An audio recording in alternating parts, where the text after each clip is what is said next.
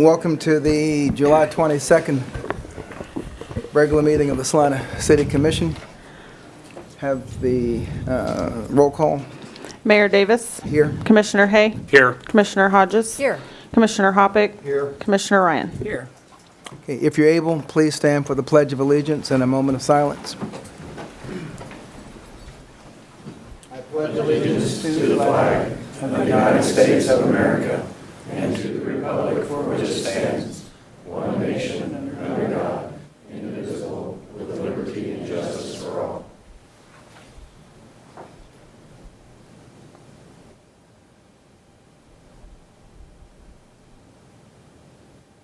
Thank you.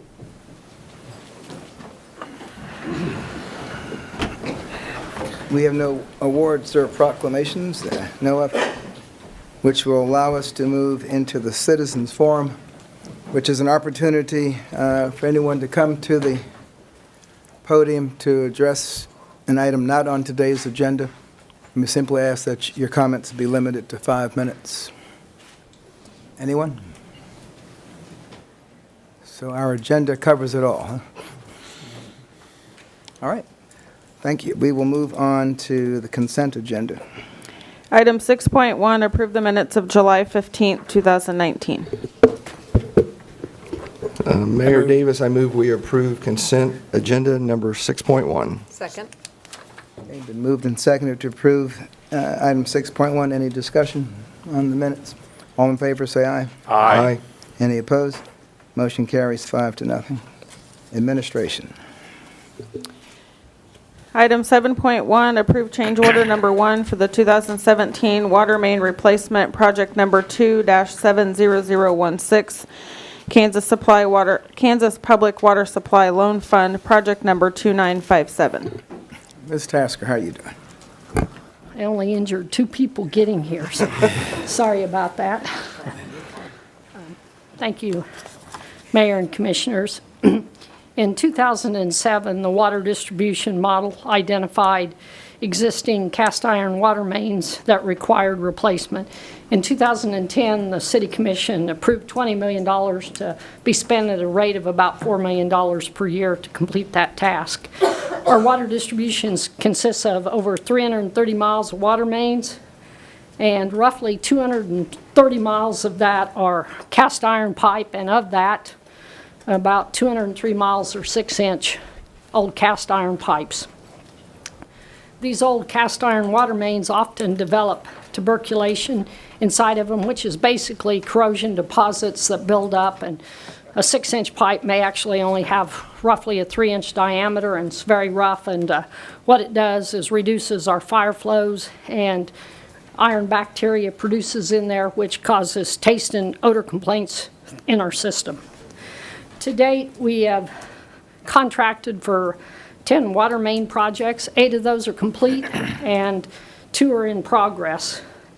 One with Smoky Hill and one with Stevens Construction, which is a project we're going to talk about today. In that, we've spent a total of about $15,800,000, replaced about 31.5 miles of water mains. And the average cost for that replacement was $95 a linear foot, which includes all the fire hydrants, valves, meter pits, and the whole process of putting it in. Last week, we received word from KDHE that we're on KDHE's 2020 intended use plan, which will be for our final installment or $4 million project that'll get us to the $20 million. And then following that year, we proposed $2 million in our operating budget for water main replacements. This change order number 1, basically the process there is to add some additional water mains, which will help us utilize the loan amount budget of $1,750,000 that was included. It includes increasing about 1,300 linear feet of 8-inch and 1,050 linear feet of 6-inch in the associated fire hydrants, meters, meter pits, and service lines. In your packet, there was a map that showed the specific location for this project. You'll note that the vicinity of these projects are near other projects that were in Project 1 and 2, or water main replacements. This change order cost is $234,507. What that does is take us to a total of $1,751,094, which is very close to that $1,750,000 that we budgeted for. We want to try to get as much water mains done as we can for this loan that we have in place. When I looked at this change order cost, it includes about 2,350 linear feet of water main replacement, and that averages about $100 a linear foot, which compares real close to the $95 over the total of all the projects we have in place to date. The contractor utilized the current unit prices that were included in the project to bid. In addition, as far as contract time, the original contract completion date was January 16th, 2020. For this, additional work includes 80 days or takes us to April 5th, 2020 for final completion. The water main replacement projects are included in the capital improvement program and also in the 2018 to 2022 water and rate study. So the cost for these loans are included in there. Roughly around $300,000 for projects 1 and 2 that are included in this loan. The interest rate's 2.33%, and I summarized our loan amount was $4,250,000. Of that, 2.25 was for project 1, which is being done by Smoky Hill, and then the project we're here to talk about today is project 2. And that was $1,750,000, and then it included a $250,000 contingency. So we have dollars left to deal with things that might come up during construction. To date, I think we're at about 40% on those 2 projects. And might note that we have about $150,000 that we don't have spoken for project 1. And we have a couple of projects in mind for that, so you may see that in the near future. Staff has identified 2 options for the City Commission. Option 1, approve change order number 1 for the 2017 water main replacement project number 2-70016 and water KPWSLF loan number 2957 for Stevens Contractors Incorporated of Salina, Kansas, revising the total amount to $1,751,094 and extending the completion date to April 5th, 2020. Option 2 is to deny change order number 1 for the 2017 water main replacement project 2 and give staff further direction. Staff recommends option 1. At this time, I'd be glad to answer any questions you might have. Question? I just had a couple questions about what we've done so far. So we started out with about 203 miles of the 6-inch cast iron pipe that were priorities, and we've taken care of about 31. 31.5, and we'll be adding another half a mile. So with this change order, we'll be at about 32 miles. It just happens so slow. And because we've been doing, at that $4 million a year clip, we're doing about 10 miles a year? Is that about? Well, if you look at project 1 and 2, that's roughly $4 million, and we're going to be 6.4, maybe 7 miles. 7, okay. And some of the pipe that we're looking at, what we found is the actual cast iron pipe that's more in the late 50s, give or take, early 60s, is really the pipe that we have our most problem with. The cast iron pipe that was downtown dates back to 1920, 1930s, and that didn't seem to have the same corrosion or buildup or deposits in it. So there is something to do with the age of pipe, and so we're centering our efforts in some of that, and then also where we have the most complaints on water quality and main breaks. So we have seen some relief on that list just by virtue of age.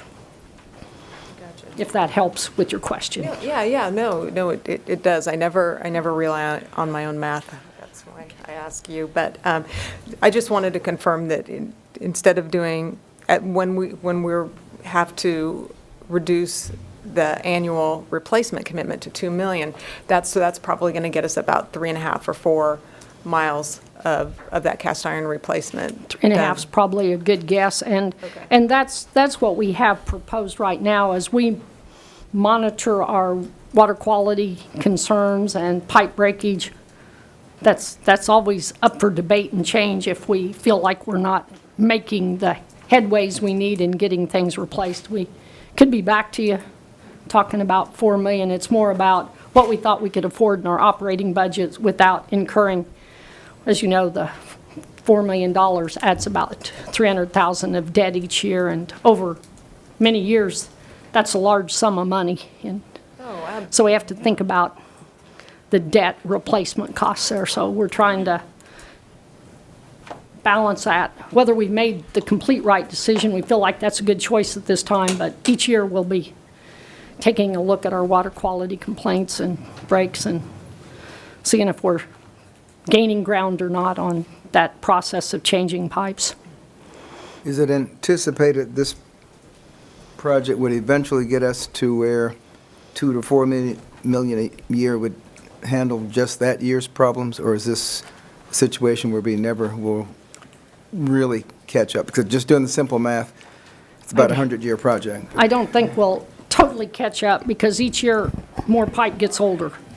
So then we'll have, over time, some of our ductile iron pipe will start having age situations also. So I think the lesson to be learned is don't wait 60 or 70 years before you start replacements and try to catch up. So I would anticipate that eventually we'll have to come back with some additional large projects, but we're going to take a little time off from debt service and pay some with cash.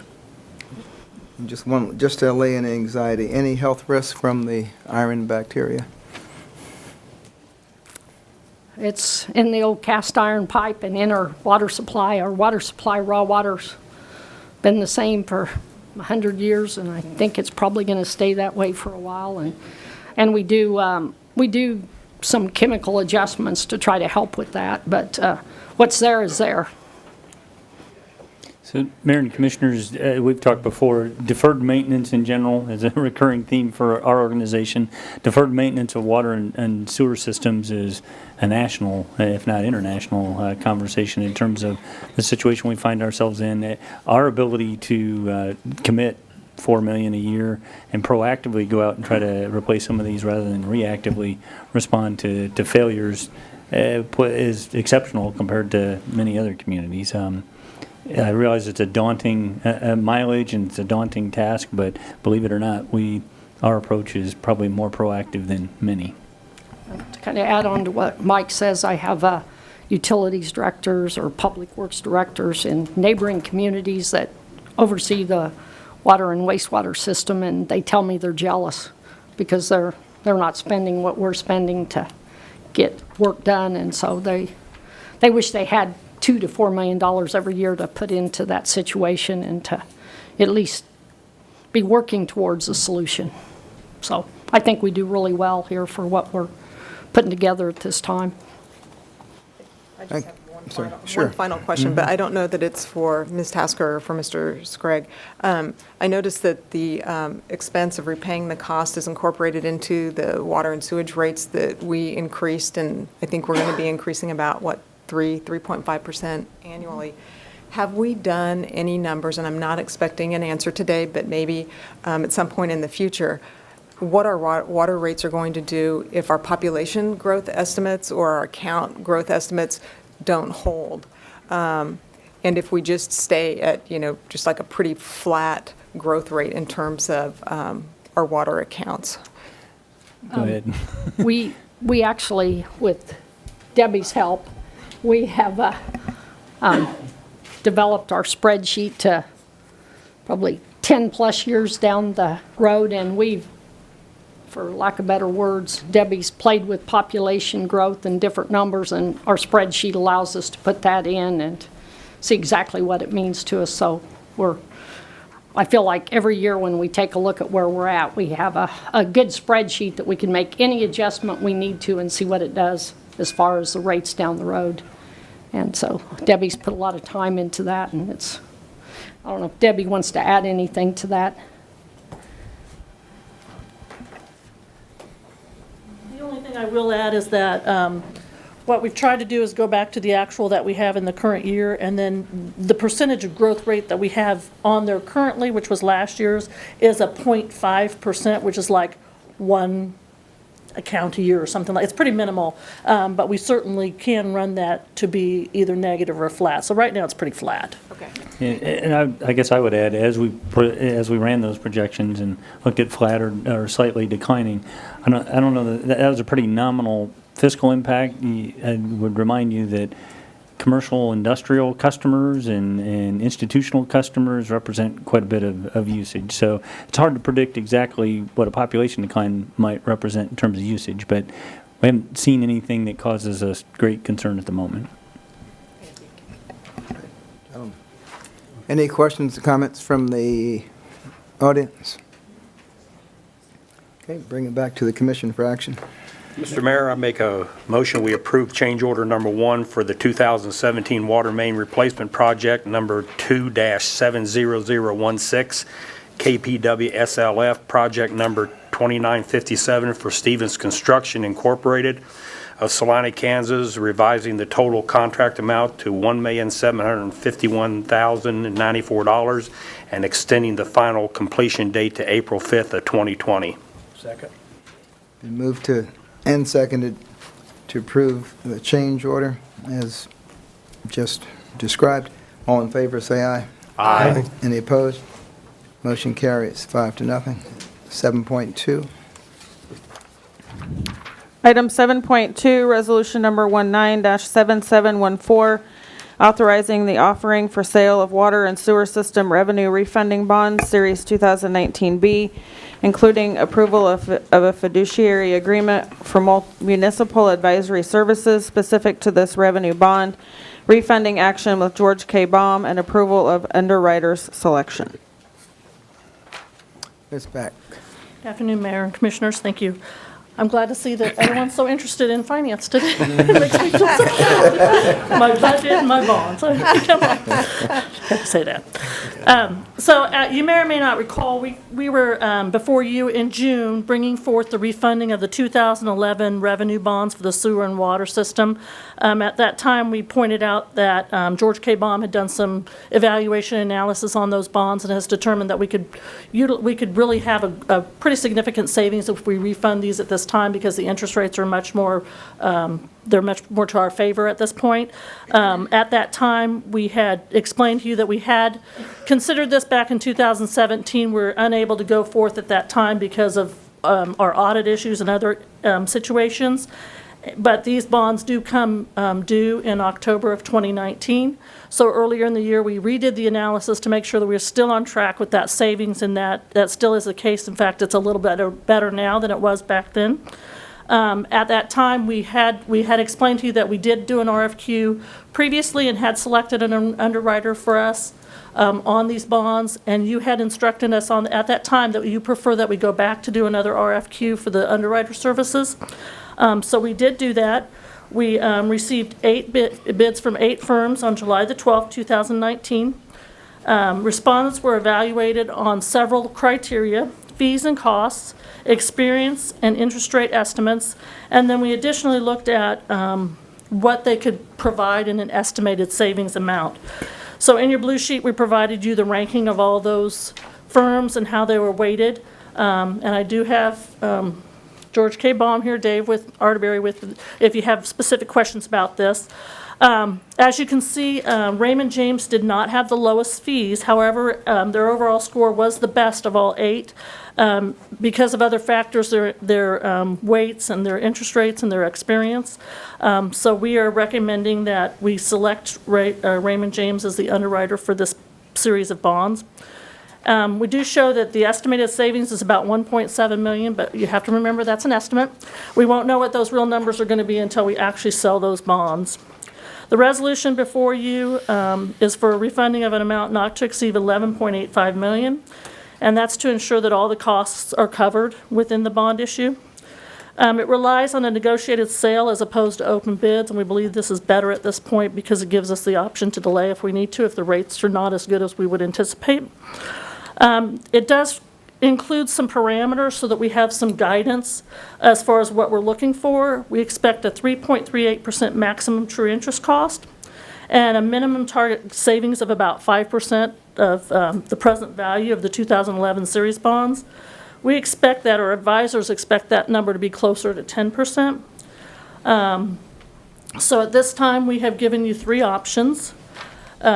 Actually, there's no directly cost to this because, as I said a little bit ago, that cost is built into the issuance of the bond, so there's no cost at the time of issuance. There will be costs in there, but they'll be all absorbed within that issuance.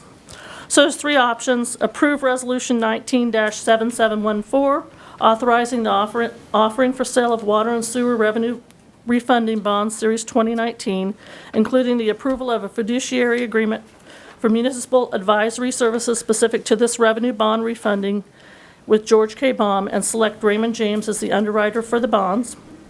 Option 2 is postpone consideration of this resolution and provide us with direction and/or any amendments that you'd like us to make. Option 3 is to not approve the resolution, resulting in the fact that the city would probably not be able to recognize savings on these refunding bonds. Staff recommends option number 1. And I stand for questions, or Dave's available for questions if you have any. Start on the left this time. Questions? Thank you. If we approve this, how long before the sale would take place? We're scheduled for early to mid-August. August? Yeah, it's somewhere mid-August, I believe. Okay. 'Cause I know rates I have think it's come the down. 12th and- because we meet, it's a day we meet. Yeah. So. And you it's can't the- always guess rates, but I know they have come down again, so. Yeah, I got the rating call scheduled for Thursday. Could you Okay. come to And I the, believe offer- come up to the podium? Yeah. I'm sorry. We're going to make you get on camera. Thank you. David Arterberry with George K. Baum and Company. We do have the rating calls with Moody scheduled for this Thursday, and then I believe the rating is scheduled to be released not the following Monday, but the Monday after that, with then the sale of the bonds later that week or the following Monday. So about 3 weeks from now, we'll be offering. Thank you. Oh, I just wanted to say, well done. 1.75 million. Well done. Thank you so much, both of you. Just the market. And thank you for doing the Just the market. RFQ process, too. I'm really glad that we pursued that because I think it resulted in additional savings, so thank you. Any questions, comments from the audience? Seeing no one moving forward, bring it back to the commission. Mr. Mayor, I move we approve resolution number 19-7714, authorizing the offering for sale of water and sewer system revenue refunding bonds, Series 2019, including the approval of the fiduciary agreement for municipal advisory service specific to the revenue bond refunding action with George K. Baum, and select Raymond James as the underwriter of the bonds. Second. Been moved and seconded to approve Resolution 19-7714. Any further comments? All in favor, say aye. Aye. Any opposed? Motion carries 5-0. Move on to 7.3. Item 7.3, authorize publication of the notice of budget hearing for the 2020 budget, which sets August 5th as the date of public hearing on the 2020 budget and establishes the maximum limits of the 2020 budget. This is their last chance. When we look for you, you're already back up. All right. As you know, staff's been working on the 2020 budget since about April, trying to get things put together, and even you have all been involved since probably late May with a lot of study sessions and a lot of questions, so we hope that we've all gotten to the same point. Kansas statute does require that a formal public hearing on the proposed budget be held and that a public notice be published at least 10 days prior to that hearing. The notice of budget hearing will include the date, the time, and the location for the hearing, as well as the established maximum limits for the 2020 budget and the maximum amount of ad valorem taxes to be levied. The 2020 budget, proposed budget establishes a maximum mill levy of 29.719 mills. This mill levy will allocate an amount to the general fund of $10,233,745, and to the bond and interest fund $3,052,195 for a total of $13,275,940 in ad valorem tax. As you know, the budget is a process, and there's a lot of steps. So our anticipation would be that this public hearing is approved tonight, and the public hearing is held on August 1st with the first reading of the ordinance for the public, for the budget. Then on August 12th, we'd have the second hearing for the ordinance. We'd adopt position classification and salary schedule and adopt the 2020 comprehensive fee schedule. And then August 25th, we must submit our budget to the county. That's kind of our drop dead date. November, we'll come back with the 2020 capital improvement plan and the wastewater and water rate study for you. I've provided an alternative in the blue sheet for you in case you have other questions or you need additional information. We do have some options. After the publication, the total expenditures by fund and mill levy rates may not be increased, but they can be reduced.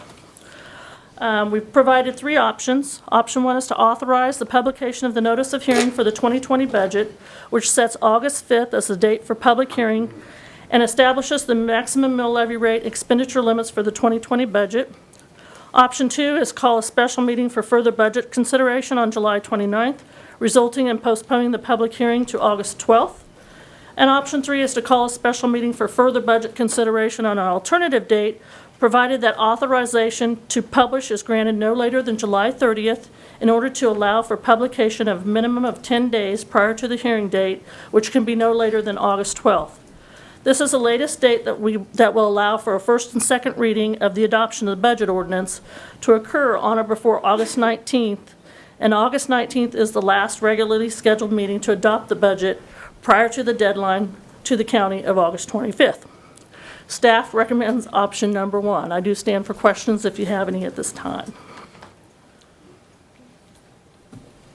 I guess doing the work ahead of time does help. Any questions, comments from the public? Hearing none. Back to the front. Mayor Davis, I move we authorize publication of the notice of budget hearing for the 2020 budget which sets August 5th as the date for public hearing on the 2020 budget and establishes the maximum mill rate and expenditures limits for the 2020 budget. Second. Moved and seconded to, Comment? oh, I'm sorry. I guess that would be nice, yes. So I know that this is Ms. Pack's first budget, Mr. Schrag's first budget. I think they've been very thorough, and I'd like to thank them for all of the background that they've, and the effort they've put into this process for this particular year. Thank you. Technically, I think it isn't Debbie's first, but I would tell you staff has been identifying opportunities for improvement going forward, and just as soon as we can get this budget behind us, we're going to debrief and start talking about how we can do next year better in terms of process and what we provide in It's the been way of your rodeo documentation. this time, so. Well, I would agree. There's some good steps in motion already. Thank you for that comment. All right. All in favor of authorizing publication of the notice of budget hearing for the 2020 budget and setting August 5th as the day of the public hearing and establishes the maximum limits of the 2020 budget, say aye. Aye. Any opposed? Motion carries 5-0. Item 7.4.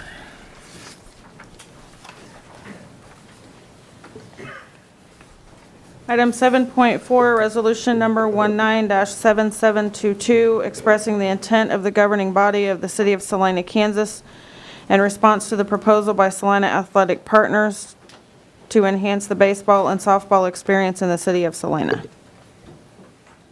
Thank you, Mayor and Commissioners. As I'm sure you recall, a group that kind of titled themselves Salina Athletic Partners, and I think we took to referring to them as Baseball Enterprises, but that group approached you in June and December of last year in study session and proposed to you improvements to our baseball and softball facilities at Bill Burke and East Crawford Recreation Area, and proposed a model that seems to be pretty common in Salina, where they would tackle private fundraising at a certain amount and ask that the city consider matching that fundraising effort. So they they proposed a $4 million fundraising drive on their part and asked whether the city commission could commit to a $4 million city contribution to the needed improvements at the facilities. And as I'm sure you recall as well, that $4 million request went to a broader list of identified but unfunded needs that totaled $37.8 million as part of this budget process. So you understandably looked to staff and asked, is there a way that we could do this? And staff tried to assist you both in terms of identifying options and helping you understand the breadth of all of the $37.8 million worth of projects and facilitate you in additional study session conversations to identify options and prioritize those projects. So at the time that you were approached, you as a group acknowledged the need for park improvements, including the baseball and softball facilities, and you asked us to find a means to fund that if possible. So we investigated funding alternatives. As part of your discussions, we facilitated a review of the projects and the costs and the funding alternatives, as well as a prioritization exercise where we reviewed just kind of your initial receptivity to each one of those projects. Was it something that merited pursuing, yes or no, as well as the different funding options that were available, and it varied from project to project, but property taxes, sales taxes, transient guest taxes, and individual fees, just whatever might be available in terms of funding. So that took quite a while. It wasn't until about 3 weeks ago that we ended up reaching consensus on this particular project, and simultaneously Baseball Enterprises was patient, yet stressing the need for some response on the part of the city in terms of where we stood on the project. So we indicated about 3 weeks ago our willingness to initiate an increase in the local transient guest tax and commit that additional revenue to a debt financing approach over 15 years. And I'll get into the numbers here in a little bit, but with the intention of funding the $4 million that was asked of the city. That was going to require charter ordinances to increase the transient guest tax, and it'll also require a charter ordinance to increase the debt limit that we impose on ourselves for park improvements. So in response to that, and I'm jumping around a little bit, but Baseball Enterprises had noted for quite some time that they felt optimistic about their ability to raise the $4 million that they had pledged, but they needed to be able to report to the donors that they were approaching whether the city was in agreement in terms of pursuing the project to really be successful and be able to get started on their fundraising efforts. So we kind of came out of the study session, and then simultaneously that same day in open session, Baseball Enterprises approached you and asked for a 2-week turnaround. I would acknowledge this is a 3-week turnaround.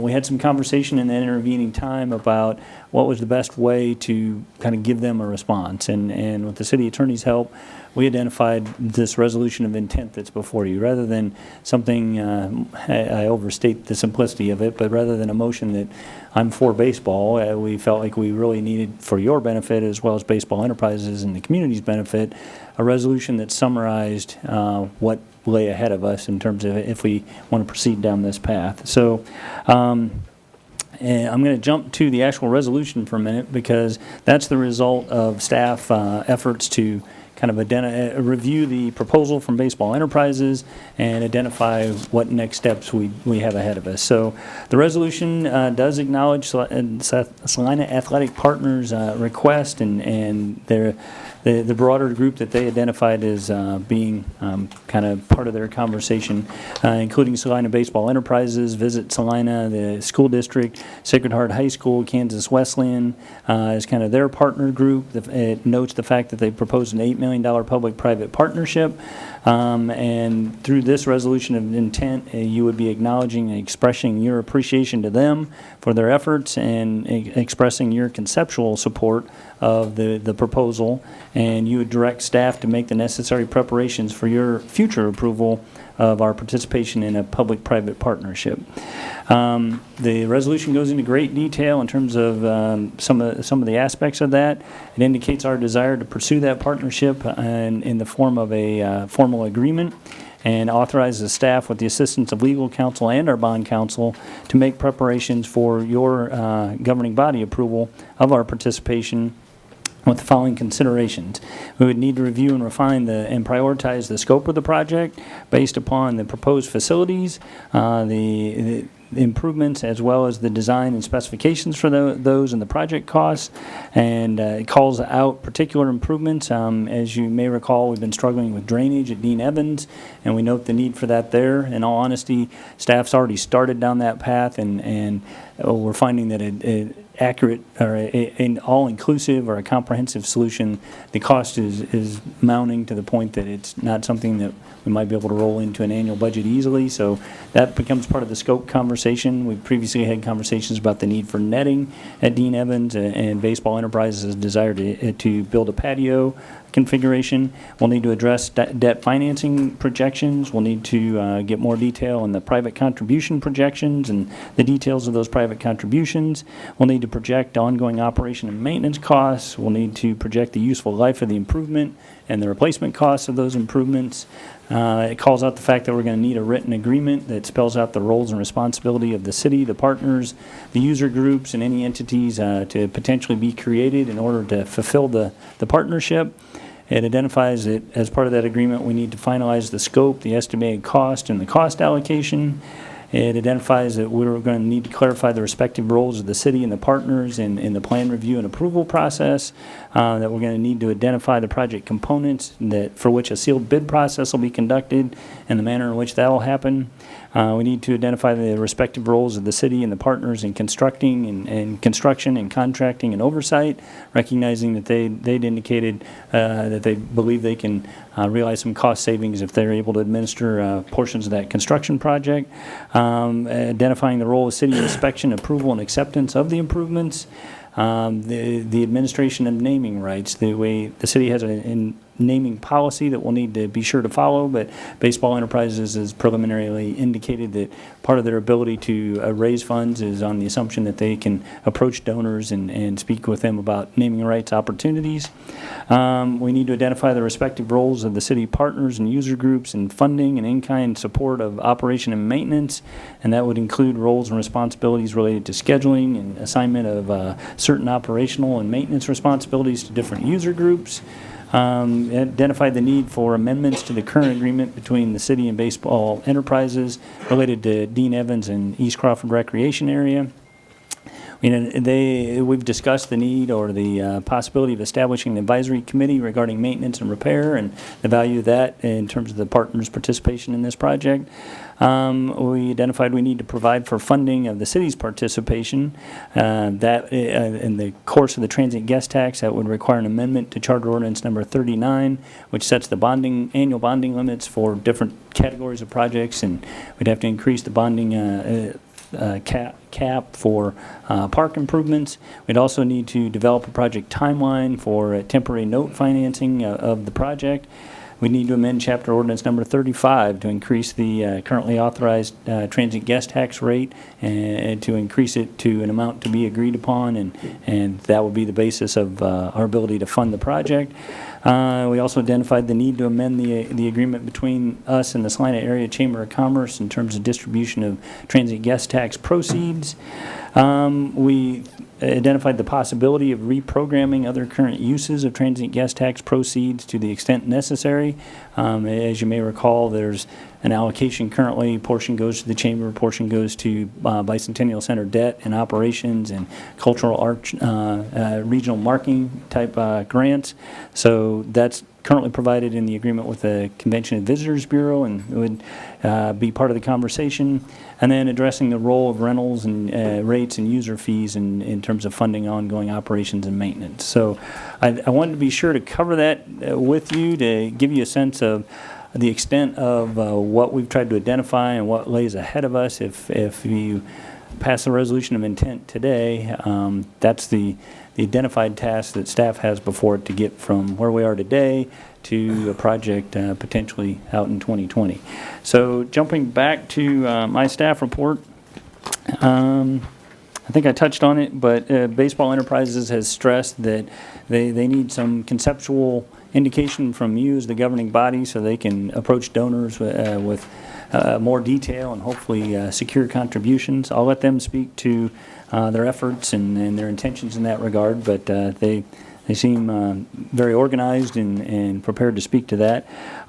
So as I mentioned, rather than a kind of informal motion, we felt it appropriate to prepare the resolution of intent to detail as best we could for you and Baseball Enterprises the remaining steps that we'll have to follow up on after this action item. In terms of conformance with the strategic plan, there's a handful of items there, but essentially we've identified that we want Salina to be thriving economically and socially, clean, attractive, and inviting, and to have quality of life for residents and visitors, to be well-maintained, and then the staff is committed to carrying out the goals as established by the City Commission in terms of highest quality city services possible within available resources.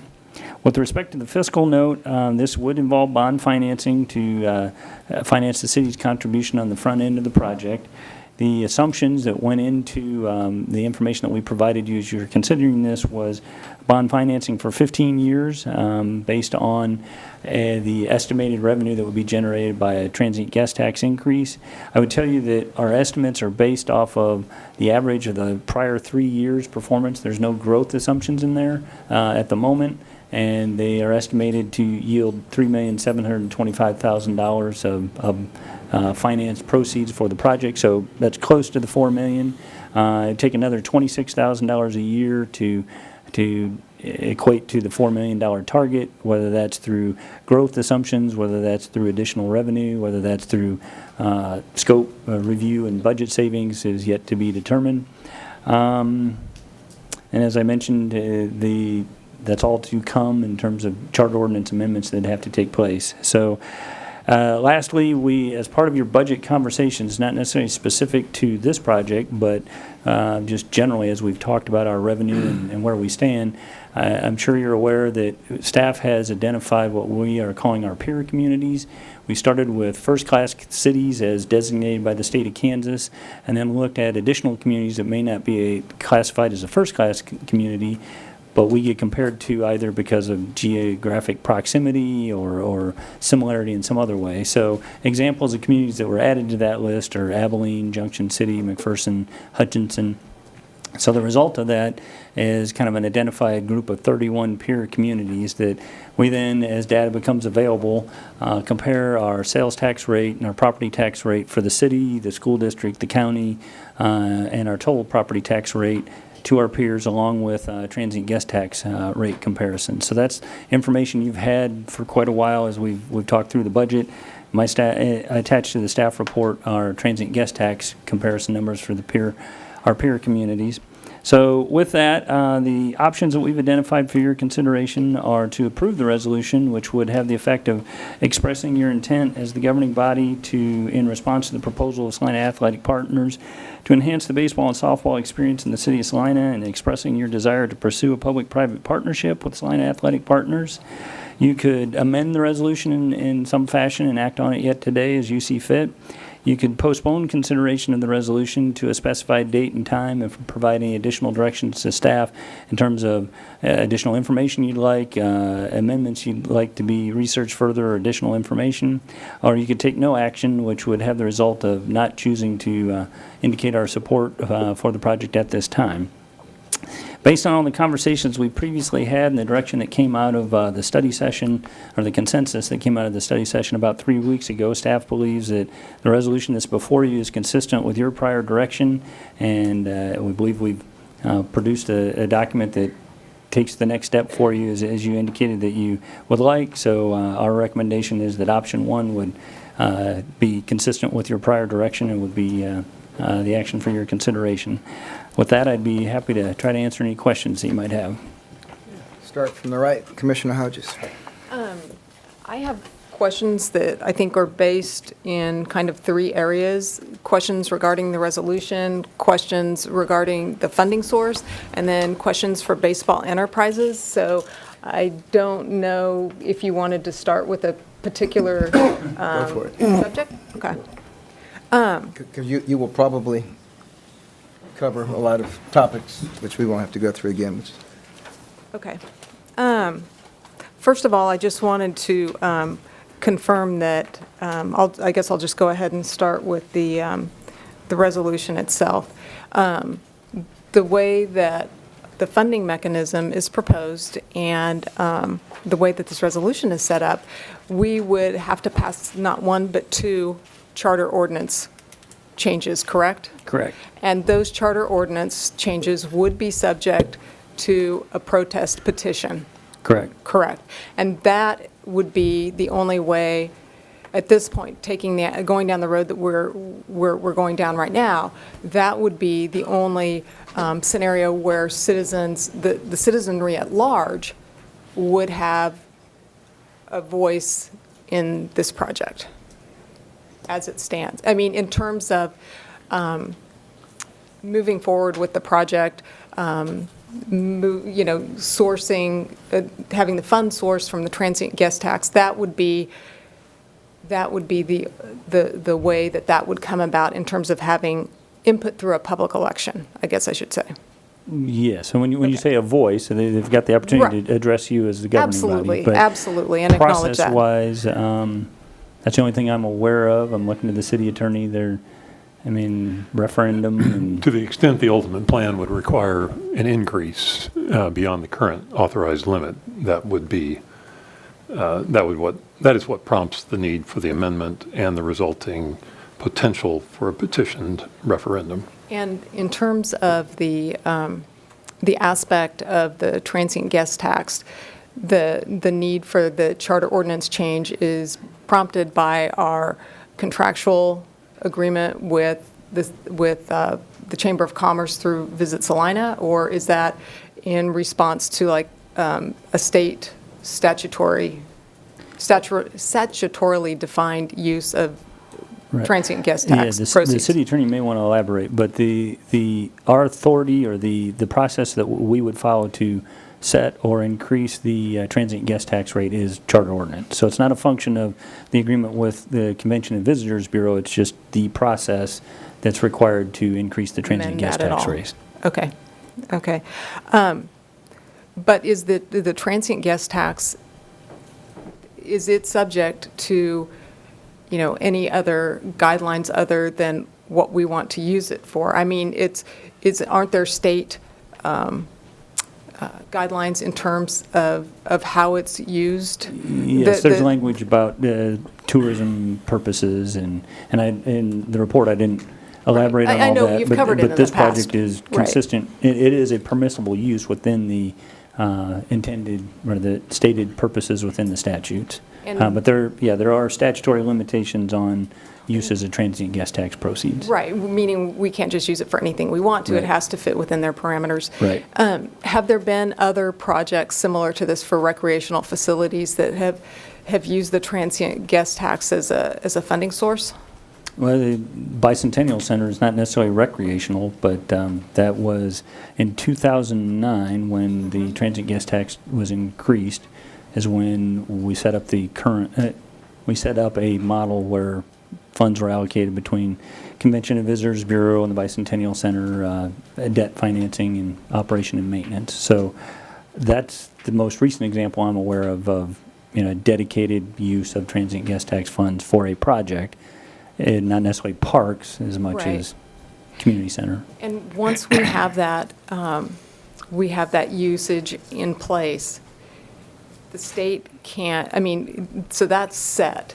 And like the state can't come back and say, we're changing the rules about transient guest tax. Once we have that and we've got it locked in, it is locked in. We can't, it can't be taken away by the state, if that makes sense. We have I think I some understand guarantee. your question. I think Yeah. it's a two-part answer. Okay. Star bonds are an example of if a transient guest tax is in place and then a star bond district gets approved, it doesn't necessarily capture the existing Right. transient guest tax revenue, but any increment, Right. actually any increment that the city consents to capturing can be used for that purpose, and Department of Commerce factors that into their review and approval of a star bond project. So that's not exactly the state changing the rules as much as that just goes along with star bond projects. I'm not, Greg, do you want to speak to if the state, the application of a change in transient guest tax statutes after and we've set a rate.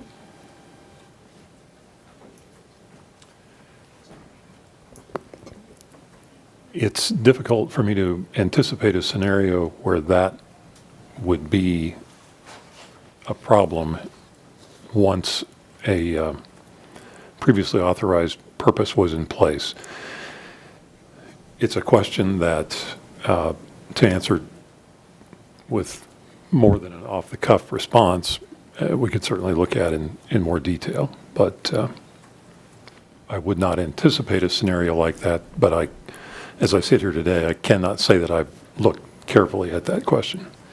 But just, and the way I was looking at it in terms of, we obviously have a Star Bonds project, and there's a great deal of discussion that Star Bonds are going to maybe altered or eliminated in the years ahead. But ours is locked in. We have ours. We've got that. I just wanted to know, is there a similar, I mean, is that the same thing that we can expect in terms of once we've made an allocation for the transient guest tax? If we go that route, it's secure. We aren't in 3 years, if the rules change, we aren't going to be looking for a new way to cover our debt payments. Right. And admittedly, grandfathering is an overused term that's an oversimplification and doesn't, even apply in our own code, like a layperson might expect that it does. But I think what you're really referring to is how would a statutory change be implemented when something's in place? Generally, there's a premise that, it's going to observe and preserve what's already in place. But to really be able to answer it, that's a generalization. To really be able to answer your question, the city attorney may need to dive into that a little bit in terms of the specifics related to a scenario that would impact transient guest tax statutes. Okay, thanks. It was one of the questions that occurred to me as we were looking at this particular funding mechanism, given that it is subject to some things beyond our control. And let's see. I'm trying to think if that's all my questions. I don't have them organized very well in terms of by subject because I just wrote them down as to how they occurred to me. Staying on the subject of finances, I just wanted to confirm. So who pays to play at East Crawford and Bill Burke at the present time? Because we don't have any Parks and Rec programs at East Crawford. Is that correct? Well, we don't have Parks and Rec programming at Dean Evans Field based on the dimensions of the field and the age of player that would play on it. Right. So, but we do have a fee structure currently for dragging and lining fields and use of the fields on a per game basis, and then we also have a fee structure for tournaments. But from a cost recovery standpoint, let alone a revenue generation standpoint to fund something like this, the fees that are in place aren't where they would need to be to do that. So there is a fee structure. I think what we're trying to communicate as part of this resolution of intent is if there's a desire to be more proactive in terms of operation, maintenance, and replacement and have that be part of the financial model, then we need to look at the fee structure. And in talking with Baseball Enterprises, I think there's going to be some conversation about recognition of amount of contribution as it relates to scheduling priority as well as the initial contribution and then a per field or per use fee. Yeah, so and that was interesting because that was another question I had. When you talk about, and that was going to be one of my Baseball Enterprises questions, but it looks like we're kind of segueing right there. But in terms of basically you pay to play. Is that initial? Is it cumulative? What exactly does that look like? And I don't even know that we need to go down that. At the moment, I think Baseball Enterprises has more opinion on that than I do. I thought I'd try to finish up on this this one area. So the transient guest tax, and then in terms of the resolution itself, I realize that you were trying to straddle a line between being overly vague and yet not wanting to get too specific. Just a couple questions on it. In section 3, B, it says document by written agreements as necessary. And I think that this kind of speaks to a couple of things. One, I've had an issue in the past with when we pass a resolution, you know, what guarantees do we have that we're going to follow through and honor that resolution? I would something that would make the resolution, I think, stronger would be to strike as necessary, just because I just don't want to get field housed again. You know, and because I don't think, it's not fair to the private donors, it's not fair to the public entities that are going to be doing this, unless we have an agreement that, you know, specifies all the detail in here, because there's a lot of detail. There's a lot of, you know, discussion points and negotiating points, and If it helps at all, my expectation would be that we have the details of that agreement for governing body review and consideration and approval simultaneous with charter ordinance amendments, and definitely before we proceed with any type of financing decision, so that it's all tracking together. There's a lot of heavy lifting to be done between now and that time, but admittedly, the as necessary was just a recognition that we're at the moment we're brainstorming what we can identify needs to be taken into consideration, and it's going to get fleshed out quite a bit between now and final adoption. I was just going to add that as having included the as necessary language myself, it was the ultimate point is it can be whatever you all are comfortable with. It was intended, and the reason for the reference to the potential of singular or plural on the agreements, it truly was just intended as more to the point of there are a number of parties here that potentially it will require agreements with. So frankly, the as necessary in my mind, in including it was strictly in terms of the number of potential agreements necessary. So I think... Not that there might be, not that it was contemplated that there might be or there might not be. Right. And that there will be. Yeah, but I don't offer that as suggesting that you should leave it that way. I understand your point, and if it adds clarity, I think we can bolster that in a way that covers both aspects. And it is as necessary language. I took it as the 1 through 10 topics below that as necessary, but with the presumption that there was definitely going to be a written agreement to be reviewed and executed. It was just, this is our first pass at what that agreement's going to contain. Right. So it would be my recommendation now and when the time comes that we have to have a meeting of the minds codified by way of written agreement before we go forward with the charter ordinance amendment and debt financing of the project. And those agreements between the city and the other partners will come before us to be approved. Yes. Okay. And I think something maybe just to clarify that in some way, just like, you know, document by written agreement, the following topics.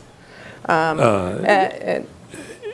I mean, okay. or just, I mean, I had just I want it, I want it I had in just there. jotted down after agreements, if we said in number and content as necessary, but your point about subject matter, we can work in there as well, I'm sure. And then I think the final question I had on the agreement was, let's see, it's in I guess it's still section 3. It's on the very last page. Number 5, where it says reprogramming other current uses of transient guest tax proceeds to the extent necessary. I didn't know if that referred back again to the dedication to Visit Salina, or if we were looking at changing up the transient guest tax and making any other alterations to it in Right. any way. Well, I think the conversations that we've had so far with Visit Salina were, at the outset, my concern was if we raise the transient guest tax, that not create a proportional increase in Convention and Visitor Bureau revenue. Right, after looking at it further, the current arrangement says out of the 6.7% we currently levy, the equivalent of 3% of that 6.7% is funded to Convention and Visitors Bureau. If we stay at that level, their funding basically stays in the same, I don't want to say proportion because it holds them harmless in terms of what they receive today, and they would continue to grow like they always have. So to me, this language that you're talking about is intended to address, give us the opportunity to revisit the cultural arts and marketing funding. And then we could, I don't know that we have a whole lot of latitude in terms of the Bicentennial Center debt that we're currently paying for, but we could look at those other uses. And what I was going to look for, Greg, do you know, do we have language in here recognizing, I know we recognize CVB. I don't know if we call out their funding level currently. But I think based on our conversation, there was a presumption that we were going to try to hold Convention and Visitors Bureau harmless. I think there was some conversation on their part that they saw the value of this project and they might independently consider providing some funds to the project. But that's all conversation to be had yet. As to number 5, my question was, that doesn't have to be addressed now. That could be something that's addressed 5 years down the road if there's a change, Well, correct? yeah, it could be addressed as part of that initial development agreement, or yes, Could be. the provisions of the rest of that funding are the subject of an agreement between the city and the Convention and Visitors Bureau that could be amended somewhere out in the future as well. As before. Yep. It's always been able to, okay. Go ahead. Go ahead. Thank you. I appreciate it.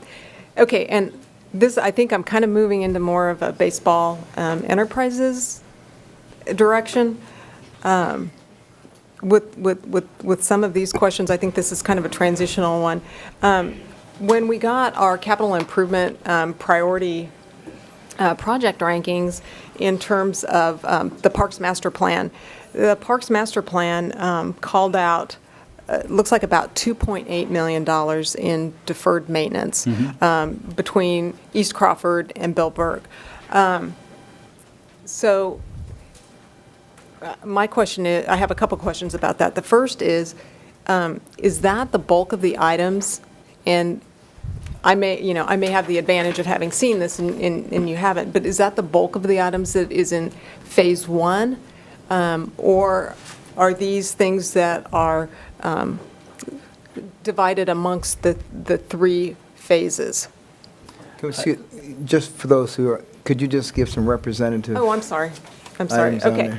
Well, first of all, when we had our Parks Master Plan, basically every item of deferred maintenance within our park system was given a priority number. Some of the ones that were called out specific to the 2 areas that are in question today is install under drains and regrade fields 1, 2, and 3 to improve drainage at Bill Burke. Fix at Bill Burke, also fix damaged areas of ball field fencing. I'm trying to think, let's see, East Crawford. Increase shade in the park by adding trees and shade structures. Construct shared use trails to increase usability. I mean, I didn't know if all of these were going to be captured within some point of the 3 phases, or if we were going to get this project complete and still find items left on our list of things to do.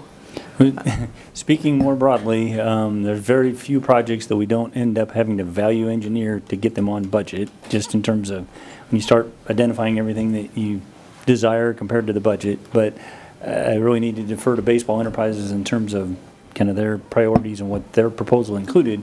But the reason we identified those and the reason we shared them as part of the Parks tour was trying to identify, if we're going to be working on scope, if we're going to be working on budget, what are the deferred maintenance items we've already identified as part of the, as it relates to baseball and softball, that we should be factoring into that scope discussion. So in the end, I think we're going to end up having to have a conversation about, you know, the breadth of what we have in mind, cost estimating, opportunities for cost savings, and value engineer down to a scope that we can all live with, and then report back as part of the development agreement where all that ends up.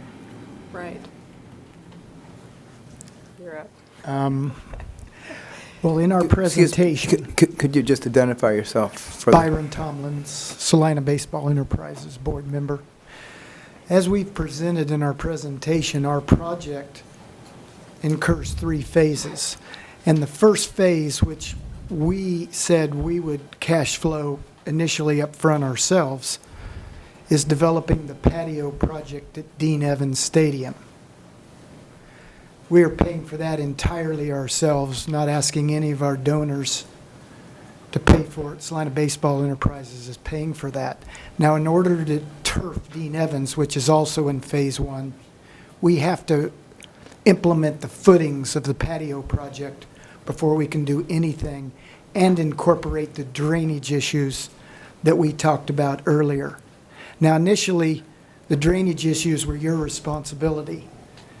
We've incorporated that into your responsibility in the program, which, quite honestly, wasn't in the project. So we've already done a little bit of movement on your part to fix or get ahead in the project, about $200,000 worth. Initially, it was $300,000, and with our studies, we feel it's going to be closer to $150,000 to $200,000 in the drainage. We feel like we've already helped in that measure on cost containment. But our first phase will involve getting the patio project, turfing Dean Evans. As you recall, our project also involves concession stand improvement and restroom improvements. And then there will be 4 infields at Bill Burke in that first phase, that just the infield is turfed.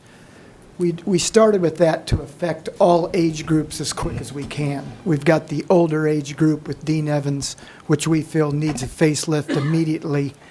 And then yet we still impact the younger participants with getting those 4 infields. We feel we can do that quicker, get the surface. Because, as again we stated in our presentation, the facilities have grown to be below par, in our opinion, in Salina, and that's why we wanted to help the community and improve the facilities' playing surfaces. And a lot of the project money is playing surfaces. It's in turf. And the turf companies have drainage under their infields, which will help and solve the under the field drainage.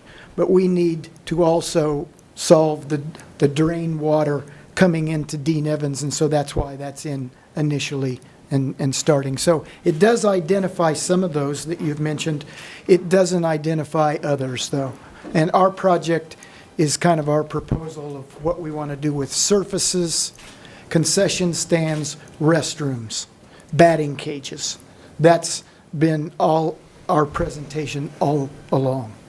Right, and I mean, you're not going to hear me defending the conditions at East Crawford. I mean, we toured it. I've heard from a lot of you. I understand the scope of the problems, but at the same time,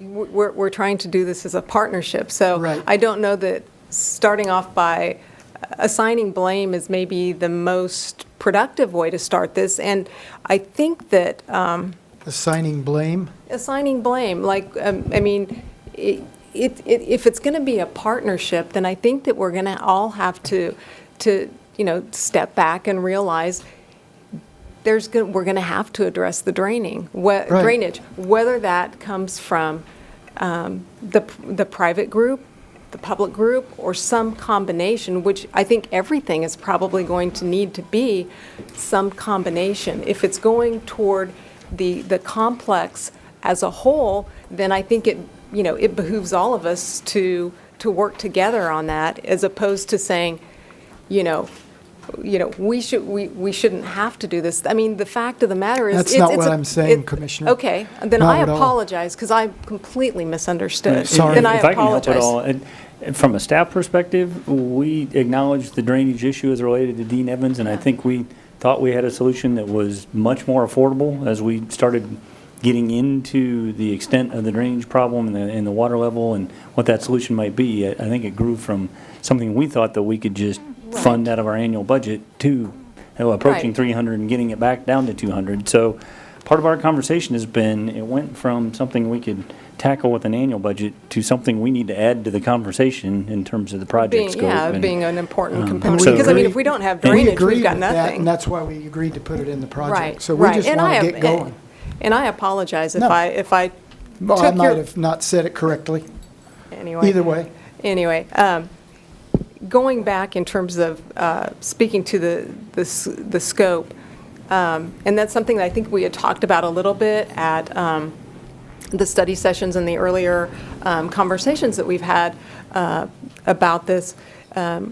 I can't remember maybe it was just me, I can't remember if it was other commissioners that had expressed a desire to kind of hone in on the absolute must-haves of the project, and maybe this is not the venue to be talking about that. Maybe that comes once we're starting to get some real numbers.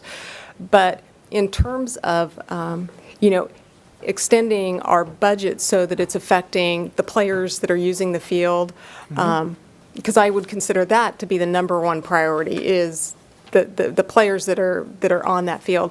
And so in some things, and I think I expressed to both you and Mr. Hancock at the study session, was there are some items like the patio seating area, which is awesome. It's a really cool idea.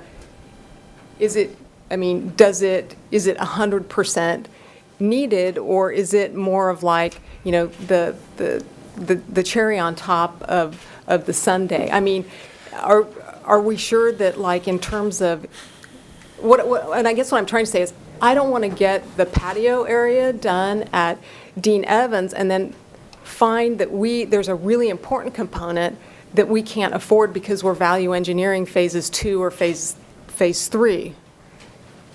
And Okay. Well, it is about the players, and I would grant you, but it's also about the fan experience. When you have 4 kids and one of them is playing and you're taking your other 3 to watch the game, you want to be able to choose where you sit, whether it's on a stadium seat, a bench seat, or bring your lawn chair. And over the past year, the ability to bring your lawn chair at Dean Evans is not as has been compromised a little bit just because of the placement of the bullpens that we had to do. So we're trying to bring back with each one of our new stadiums the ability for the fans to choose their mode of seating, lawn chair, stadium seating, or bench seating. And so that's why when we've talked with people, the concession stands are important. Oh, absolutely. The restrooms are important. And we feel that the stadium seating, the reason why we're starting with that is because construction of Dean Evans turf can't start without it. Because we have to pour the footings and then butt the turf up into the footings. So we can't turf first and then go back and do the patio seating. It's a matter of the efficiency of construction for Dean Evans. And we wanted to start with Dean Evans because that's our existing diamond, and it will affect, we can get that ready for play by next year if we start quickly. Speaking to the timeline, in terms of, until we have, until we've done our proper notification, our agreements or what have you, what does the timeline look like from the city's standpoint in terms of when we would know whether or not, because you would be taking a little bit of a chance. Correct. If it were subject to a protest petition and, Salinians Yes. have been very generous in the past in terms of our schools, in terms of Kenwood Cove and the river and all of that. But it's an unknown. It is. I know you're going to ask me this question, so I'll just answer it before you ask me. I've already raised enough money on our end to totally finance Phase 1. Okay. And So if the worst-case scenario happens and we happen to do Phase 1 ourselves and walk away from it, what's the harm? Okay. We've at least helped the city, and that's really what we're all about. Okay, okay. I'm just trying to look, I'm just No, trying to. I get it. To Because totally there's a look out, lot of because if we. logistics to Yeah, work out. Yeah, And we get it too, but I want to say that we were involved with this when Dean Evans was built in '94, and I think together we did a good job. And we're the same entity that worked with you on that, and we're not going anywhere. We're going to be here and we're going to make it right.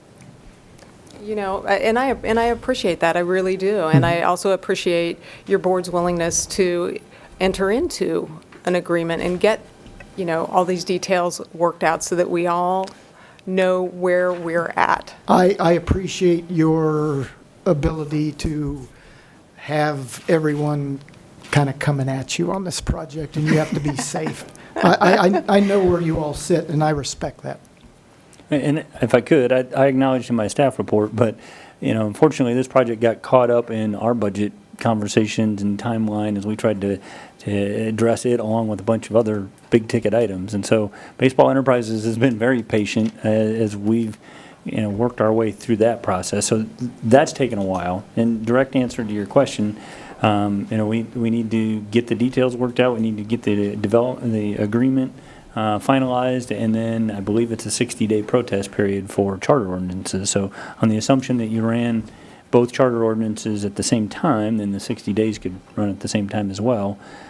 Trying to get all that wrapped up this fall, end of the year at the latest. That way we know we have the ability to do bond financing and roll into the rest of the project next year.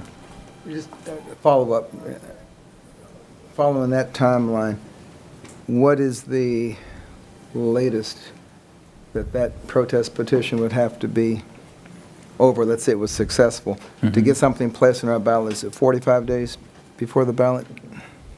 Well, with respect to a charter ordinance, it's really a function of when we take action on the charter ordinance, protest period runs, and then the statute provides that if it's a successful protest petition, to pass it, it has to be placed on the ballot at the next general election. So I don't know that we've done the math backwards in terms of the next general election as much as we just need to pass the ordinance, let the protest period run, and then see what that turns into in terms of a resulting timeline.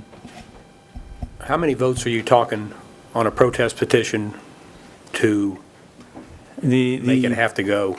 The protest petition, to be a valid petition, needs to have a signatures equivalent to 10% of the number of votes cast in the last general election. So based on the November 2017 election, there were 5,556 votes cast in the city election, so that equates to 556 signatures on the protest. Valid signatures of registered voters to be a successful petition. So it's a long way of saying 556 is my understanding of the required number. Okay. I just wanted to make sure, because I talked to the Secretary of State today and also the Attorney General's office, and I wanted to make sure that was the way it was supposed to be. Did I give you the same answer? Okay. Well played, Commissioner Hay. Commissioner Hodges, you had some more. Okay. And just to confirm, and I don't know if that's with Baseball Enterprises or with staff, I would expect then, based on our discussion of the resolution, that we would have agreements with USD 305 and Sacred Heart and Kansas Wesleyan, based on the material that we've seen so far as those being the other partnering entities? I actually need to defer to Baseball Enterprises and the conversations they're having in that regard. The answer is yes. They Okay. all want their legal representatives to review all of our documents on their own. Okay. Oh, and I think I'm winding down here. I promise you've all been very patient, and thank you for letting me go down this road. But I think this is more for city staff. Is it have we gotten at this point actual numbers of what maintenance of the field turf as proposed, the artificial turf, versus the maintenance of the natural grass that we have in place now? Do we have any cost-benefit analysis? Because, I mean, I know that turf's going to take less, but it's still going to take, Yeah, it's and still going to take maintaining. we've had conversations with Baseball Enterprises about their plan for the life of the turf and replacement of high traffic areas, that type of thing. So it's not directly in response to your question, but they've been aware of and factored kind of that replacement into their modeling. Staff's had some conversations about the operational differences between turf and I want to call it astroturf, but artificial turf. But in all honesty, my focus has been budget and whether this even rises to the level of something that you want to pursue before we spend a lot of staff time getting to that level of detail. So, it was just 3 weeks ago that we reached consensus of we think we're going forward down this path, and that's homework that we are going to need to do. Well, and just something to add to that homework, I know that we've talked about an alternate exit to Bill Burke, and I've heard from a lot of parents that, in the event that you have a lot of people leaving at once, getting out onto Crawford is Right. a nightmare. But we do have an emergency entrance right, now and an right. emergency exit plan, Right. but that doesn't, that's only in use in inclement weather, not on a regular basis. And I think it's just something that we need to be cognizant of if we're going to be increasing the intensity of just that, square footage of area, that might be something Staff that's... certainly had conversations about that, and the alternatives we've identified are pretty aggressive in terms of the amount of improvement that would be needed. Then if there's someone here from Visit Salina, I had a Visit Salina question real quick. I don't know if that's Tiffany or Eric.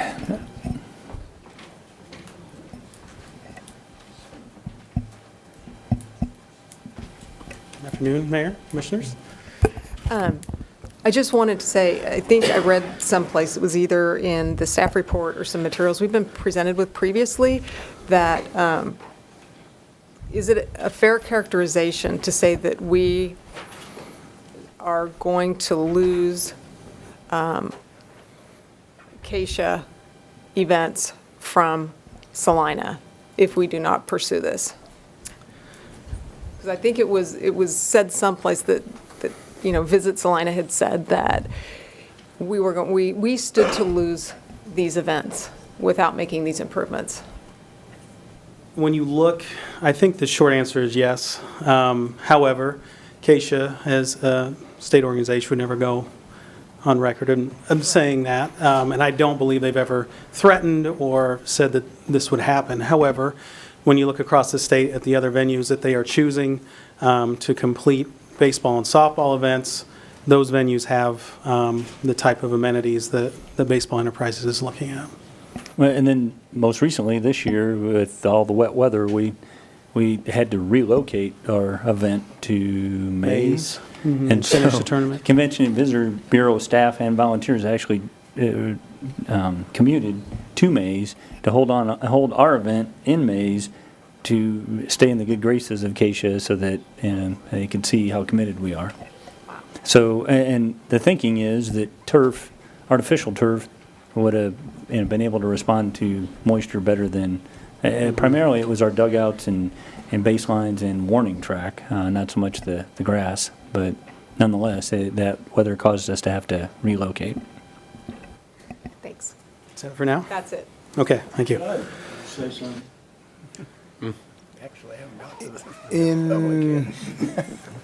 With all due respect, write if you can write it down. I'll make sure I call you first. Okay? That's it. That's all I've got. I have quite a few comments. I think I'll wait till we hear from the public, and then that may further allow me to make my comments. I guess in recognition that we've considered the different funding options that we had for this project, and we settled on the transient guest tax, and there aren't that many options available to us. I guess for the uninformed and those reporting and those watching on TV, I'd like Mr. Schrag to explain the transient guest tax and who it specifically affects, and what impact if we had gone the rate of a mill levy or sales tax. I think people understand those forms of financing, what amount we were considering. Sure. So transient guest tax applies to lodging and fees for lodging within the community. So you have the authority as the governing body to set that by charter ordinance. And so the transient guest tax is a fee, is a percentage that's applied to lodging costs above and beyond the city's sales tax, base sales tax rate. So we have 8.75% sales tax rate. We currently have 6.7% transient guest tax rate. Both of those rates apply when someone rents essentially a hotel room in the community. And then we have community improvement districts that in the downtown and specific to individual hotels and the Hilton Garden Inn Convention Center project that also would then apply to fees charged for lodging. So that's a pretty simplistic explanation of how transient guest tax works. The things that, and then as Commissioner Hodges noted, there's a limited use of transient guest tax proceeds. So it's essentially targeted at tourism type activities, promotion, the marketing that the Convention and Visitors Bureau does. So if, as a governing body, if you're considering transient guest tax, you're somewhat limited to specified eligible uses of those proceeds. As we looked at all those $37.8 million worth of projects that were on the list, we started with all the possible resources that might be available. And so property tax was one of them. You ultimately said, and we provided you information how our property tax compares to our peer communities.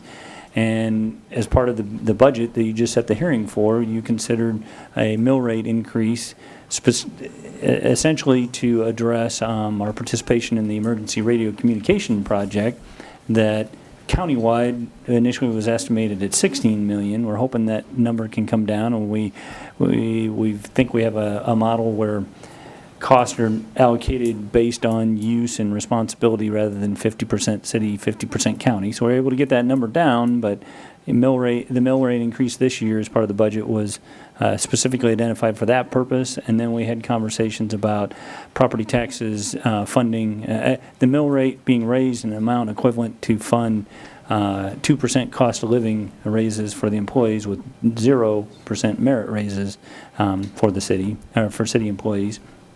So essentially, as you're having to prioritize things, you kind of zeroed in on transient guest tax for baseball.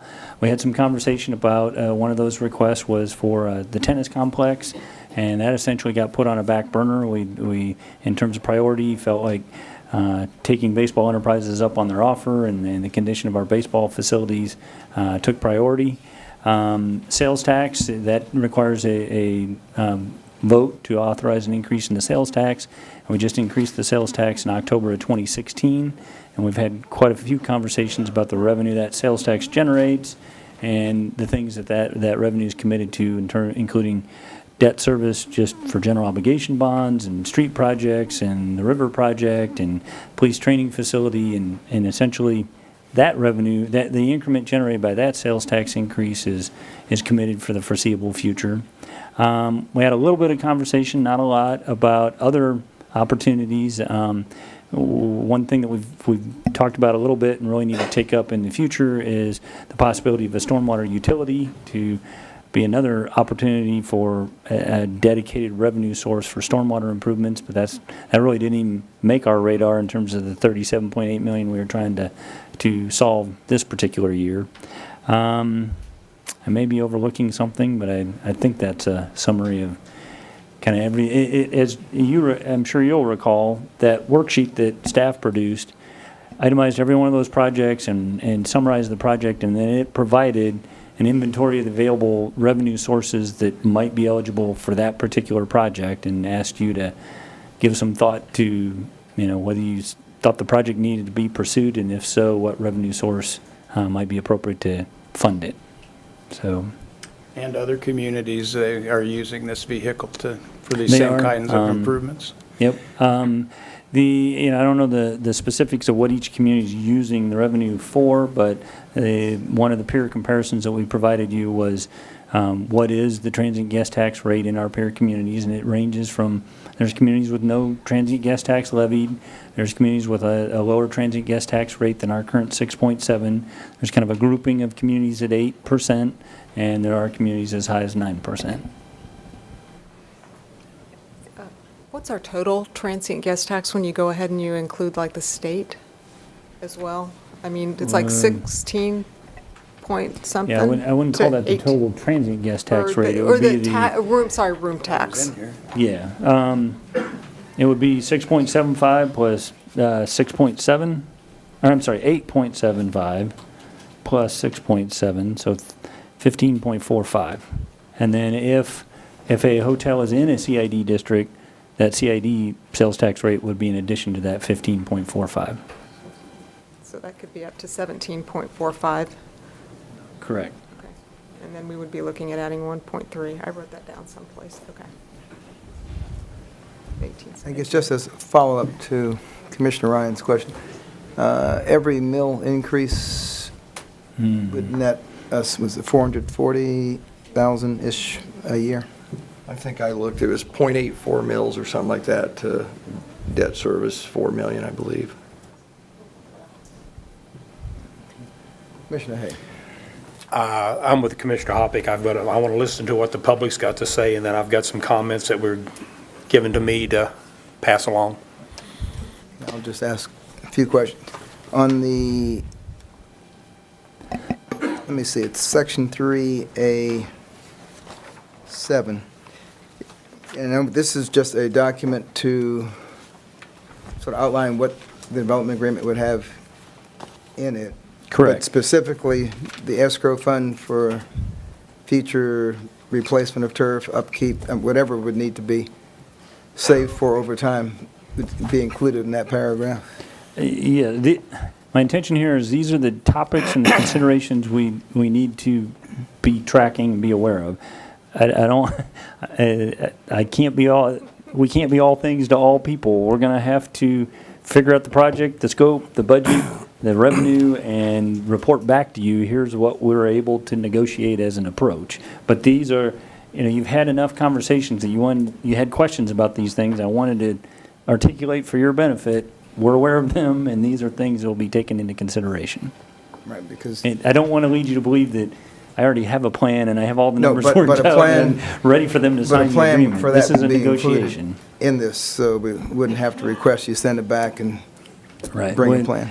To the extent that we can, we will try to address all these topics. Okay, and I'm not sure if I misunderstood what was said, but is there any work being done towards the patio, physical work being done now before the If agreement's we'd in let place? them, they would be underway. No, not at the present time, but we could start on it tomorrow as far as we're concerned, but not at the present time.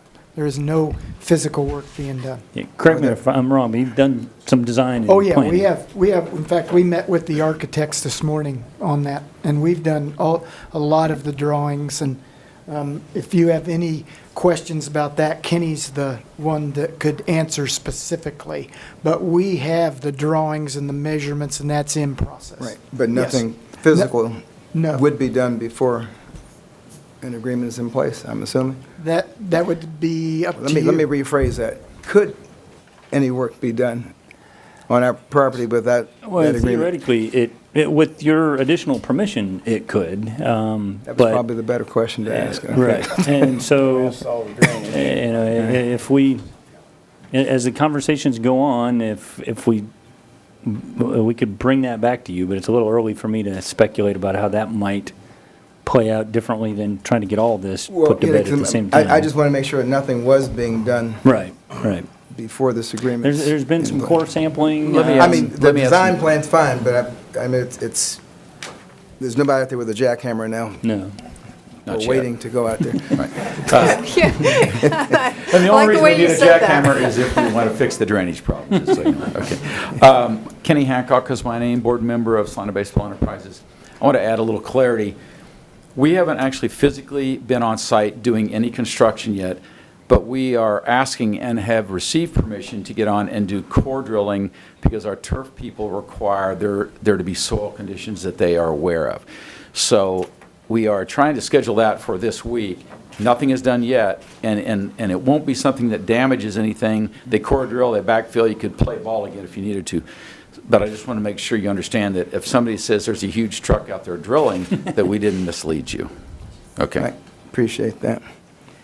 And now in our previous discussions, I don't believe the issue of reallocating the three agencies that currently receive, or the three purposes with monies delegated out of the transient guest tax was brought Yeah, up. I don't know that it- This number 5 here just looked Sure. a little different from what Well, we have discussed before. That came out of staff trying to brainstorm where this conversation might go, and theoretically, it's part of that agreement that we have with CVB, so as we revisit that, it's at least a point of discussion. Not saying, certainly not saying that CVB has signed off on that, it's just, we were trying to be as inclusive as we could of what the future considerations might include.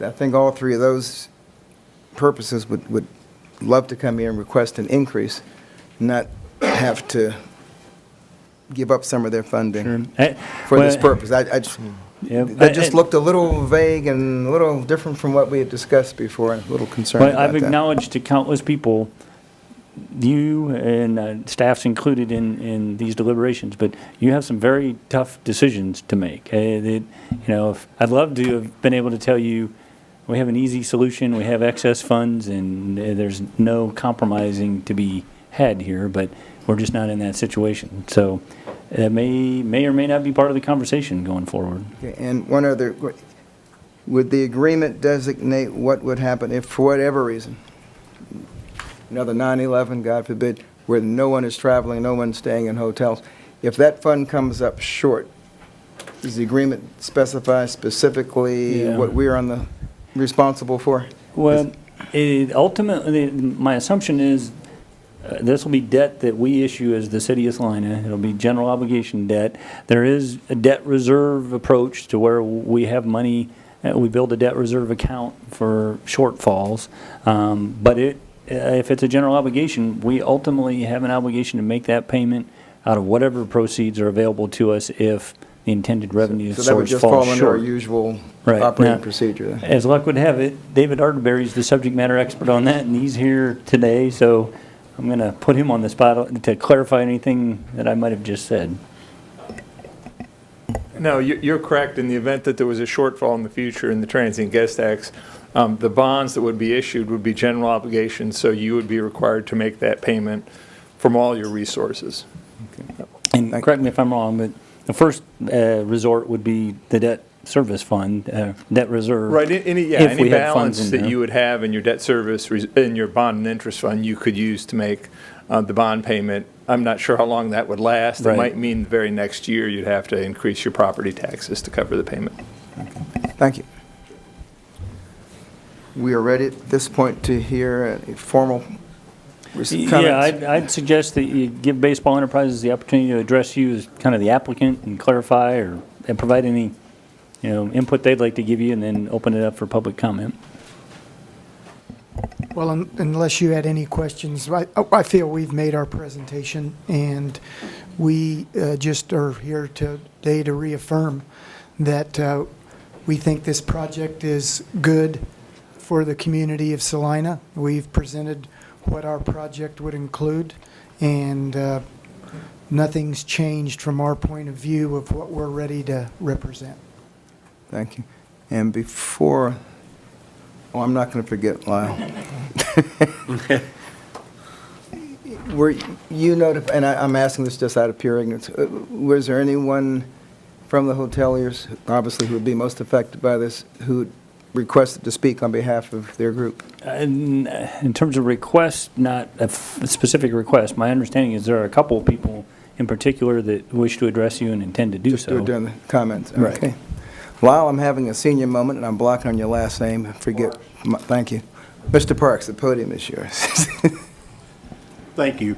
I just wanted to say, I am glad I'm here and not up there.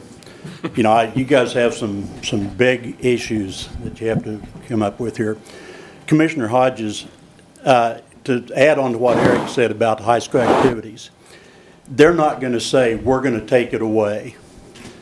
Great Bend, in the Great Bend Post just this week, they received a letter from the High School Activities Association. They just built a new complex about 3 years ago.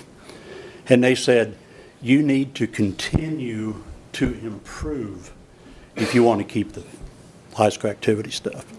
So they're in the same boat we are. Thank you for what you do. Thank you. We will, I guess, open this up for public comment. And I don't have an hourglass here, but want comments limited to 5 minutes. And if someone has said 90% of what you want to say, come up and give that other 10%. But just be mindful of the time. If we go too long, we'll take a break in between.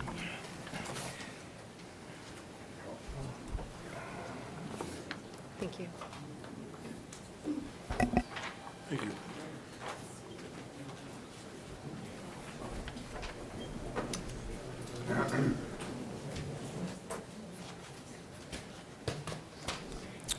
Good afternoon. Good afternoon. Can you hear me? Yes. My name is Stanley Weilert, and I want to first of all say that none of the hotelers here, and there's quite a few of them that are here, are against whatsoever, we want to be clear, are against this proposal that you have for the ballpark. We are all 100% for the ballpark being done, but we don't agree with the way you want to do it and how you want to fund it. Okay? But I need to ask a question first. Are there any of the commissioners on the committee for the Salina Athletic Partners? Anybody on the Salina? No. Okay, I just want to be clear of that. Okay.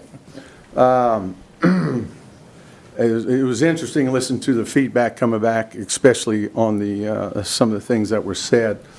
I'd like to say that I used to play baseball. I never made it to the Royals, but you know, I played, and I think it's a great thing to have improvements for the ballpark. I represent the 32 hotels in town, along with my company, S&B, and I would like to say this. We didn't find out about this project until 2 weeks ago. Some of my people went to a chamber meeting, and at the end of the meeting, were told that the deal was pretty much a done deal.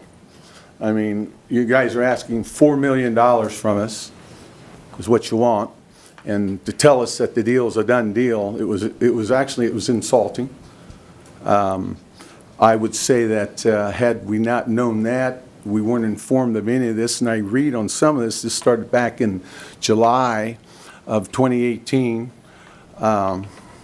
Mike, or the city manager, had told me today, I had earlier a conversation with him, that he said he didn't know anything about the transient gas tax until 3 weeks ago. So I'll take him for his word on that. I've done projects with the city of Wichita, and I've done real well with working with the city of Wichita, with Jason Gage and also Mike. And I'd like to say this, what you're asking for from us, you're asking for a 19.5% increase, flat out, is what you're asking for. I don't know anyone that's got a raise of 19.5% recently. I sure haven't. But that's what you're asking. On these sheets right here, if you go to the sheets that I just afforded you right here, where we are right now, he's right on it. But let me expand a little bit on that. Turn to page 3, if you could, on that sheet. Turn to page 3. Can I have my water, please? Thank you. It shows where our city is in ranking from 1 to 107 counties or cities that have a transient gas tax. And as Commissioner Hodges says, what are the two taxes combined? When people stay in a hotel here, they just don't look at one tax, they look at the total tax combined. Where we are right now is 15.48. If we do a 0.5% increase, we're going to go to 15.95. And you follow the chart as it goes up here. A 1% increase is 16.45, and a 1.3% increase is 16.75, which makes us the 9th out of 107 counties or cities highest in Wichita. That's just on, I'm sorry, in Salina of the state. Okay. If you go to my particular business, go back to the front page. My particular business, I have a CID. If the people on here are familiar with the CID, I can explain it to them very thoroughly. But we are now 6th highest. You go to the 0.50, we're number 3 highest out of 107, and you go to 1%, we're almost number 1, other than a place in Derby. And if you go to 1.3, we're almost number 1. So what you are saying is you want to put a sign up in Salina and says, come stay in Salina, and we're going to charge you the highest taxes on your room. That's what you're asking the hoteliers to do right now. We are, my 3 particular hotels, which is the Hilton Garden Inn, which is the Courtyard, and the Hampton Inn. We also have the Days Inn. My brother has that. With the CID has made it very difficult to go out and book big groups, because these big groups come in, they sit down and they see our taxes. And what you're asking for, again, is a 19.54% increase. So let me put it in simple terms for everybody. Let's say you go to a Martinelli's downtown, you want to buy a spaghetti dinner, you're paying, let's say $10. You're paying $10.87 for it. If you stay in a hotel room and you come to Salina, you are paying $11.76. Let's do it on a different equation. If you buy a $50,000 car in Salina, you pay $58,750. If the taxes were on them, they'd be paying $67,800. Where are you going to buy the car at? Not here. You're going to go somewhere else. So what I'm telling you is that this tax, we feel, is totally unfair. We feel it's totally unfair to our industry. We have been assessed so many different things. I want to go to, you talked about, you hit on the Bicentennial Center. 9 years ago, in 2009, as Mike said, I was told that in 10 years, the taxes on the Bicentennial would go away if things were good. And it was supposed to happen. We're 2019. I found today that it's not, it's there, but it's not making money, which I'd like, if we can get, I'd like an accounting on that, because the hotels fund, so everybody knows here, the hotels fund $750,000 of the Bicentennial right now. That's what all of our hoteliers put in to fund the Bicentennial. It's in the form of 2% for capital, 0.20 for marketing, and 1% for reserve. We were told that you're dipping in the reserves for the Bicentennial Center. I understand, I'm all for it, and I want to bring more people to town. But at what expense do the hoteliers have to continue to do that? And then you're asking us to be hit with another 19.5% tax increase, which we don't think is unfair. After learning of what Mr. Byron said, or I'm sorry. Okay. And I was happy to hear that, because I have some definite questions and I have some concerns. I've got off my outline, but I don't need it. He said that the funding, he said that he had $2.7 million of funding. I have some questions to ask. He said he could get that funding real easy, and he's got it. Okay. what I'd like to know on your Salina Athletic Partners on page 43, which was written by you guys, you have Salina Baseball Enterprises, and I assume that's what you meant on that $2.7 million are raising. Okay, organization name. Is the money coming privately, or is the money coming from a grant, or is it coming from USD 305, any of that $2.7 million? If he wants to answer that, I'd like to know that so I can proceed on to my next step. Not answering. Okay, all right. So we don't know where the money is coming from, okay? First of all, if we're going to do a project that's $8 million, I would think that we would need to know where the money is coming from, specifically where the money is coming from. And where I'm going with that is, you are asking Visit Salina to pay, or it says they're going to pay on here. Visit Salina is the Chamber of Commerce. We fund, the hotels fund the Chamber of Commerce almost in its entirety. Okay? So we would be double dipped there too. I'm not saying that it's a bad thing, because the Chamber is a great thing for us. It helps us. They've done a wonderful job. Okay? You're saying Sacred Heart High School, Kansas Wesleyan, and obviously your brochure is not right because St. John's, I understand, has closed. So my question is, you're saying they want the commitment on it. We want to know where that money's coming from to see if we are being double dipped. How much is Visit Salina willing to put in, or how much, as Mike said, if you had to reshuffle these things of that 6.7%, how much would they be willing to give up? I asked Mike, I said, well, let's do it this way. My mission is to solve a problem, not to create a problem like the Bicentennial has been in the process of it.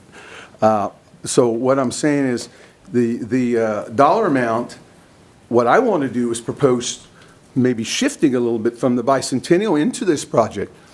It's not going to happen. The Bicentennial is not making money. That's what I was told today. Or we were told that the Bicentennial is not making money, and do we want to get in another deal where this tax goes on and on and on for the hoteliers, where the bottom line, folks, the bottom line is this. When customers come in, and we're out there trying to sell these things, $20,000 or $30,000 or $40,000 conventions, you don't think it makes a difference? When you're adding 20% to the tab, that's what it is. For my hotels, the rest of it is right here, is right there. It is 16.75. That puts us at the 9th, not my hotels, but all the other hotels, the 9th highest in the state. And if you look below that yellow line, which you had talked about, the demographics of the ones who we compete with, we compete with all the ones that I've highlighted in the pink. There's only one above there, Manhattan. All the rest of them we compete with. And if you look at the stars and the asterisks that I put, three stars are, we really compete with them. 2 stars aren't as much, and 1 star is not a lot of competition. But you can see there's asterisks and stars, and everything is below what we're paying. So we are, first of all, we're at a competitive disadvantage by charging so much. I would like to think Salina is being friendly and being a friendly place to do business and not being taxed to death. It's always been that way for me. But when we have a committee that can take and vote and not do it the proper way, you were talking about mill levies, and I know you raised the mill levy. I don't know if the people, all the citizens know that the tax increase that's coming from last year's 10%. So if you have a house that's $2,000 taxes, now your house is going to be $2,200. So you do the math on properties, personal property and commercial properties. I'm going to get hit there. I got another tax increase just from you, because there's ways to raise money. You either raise the mill levy or you raise the property values. The mill levy is a killer. It's a killer for everyone. Everyone should be concerned of that. Mr. Wiley, one more minute. Okay, all right. And then what I heard was, the biggest thing is, according to your paper right here that you have right here, you have put down the people that benefit from it, which are it's the last page I give you, which are meals, food and restaurant, which is fuel purchases, shopping and entertainment. They benefit 88.6% of this. We benefit 11.38%. Why are we having to pay 50% or $4 million for this fund? I don't understand. It doesn't make sense. Why are we paying majority of it when all the citizens of Salina should be paying some of it? I've asked Mike for an alternative for funding. I said, why don't we increase the sales tax by 0.10 or 0.20? He wasn't sure because he said they just raised it. So the easiest way to do it is not go to the citizens, which are all going to use this field, which, don't get me wrong, I'm for it.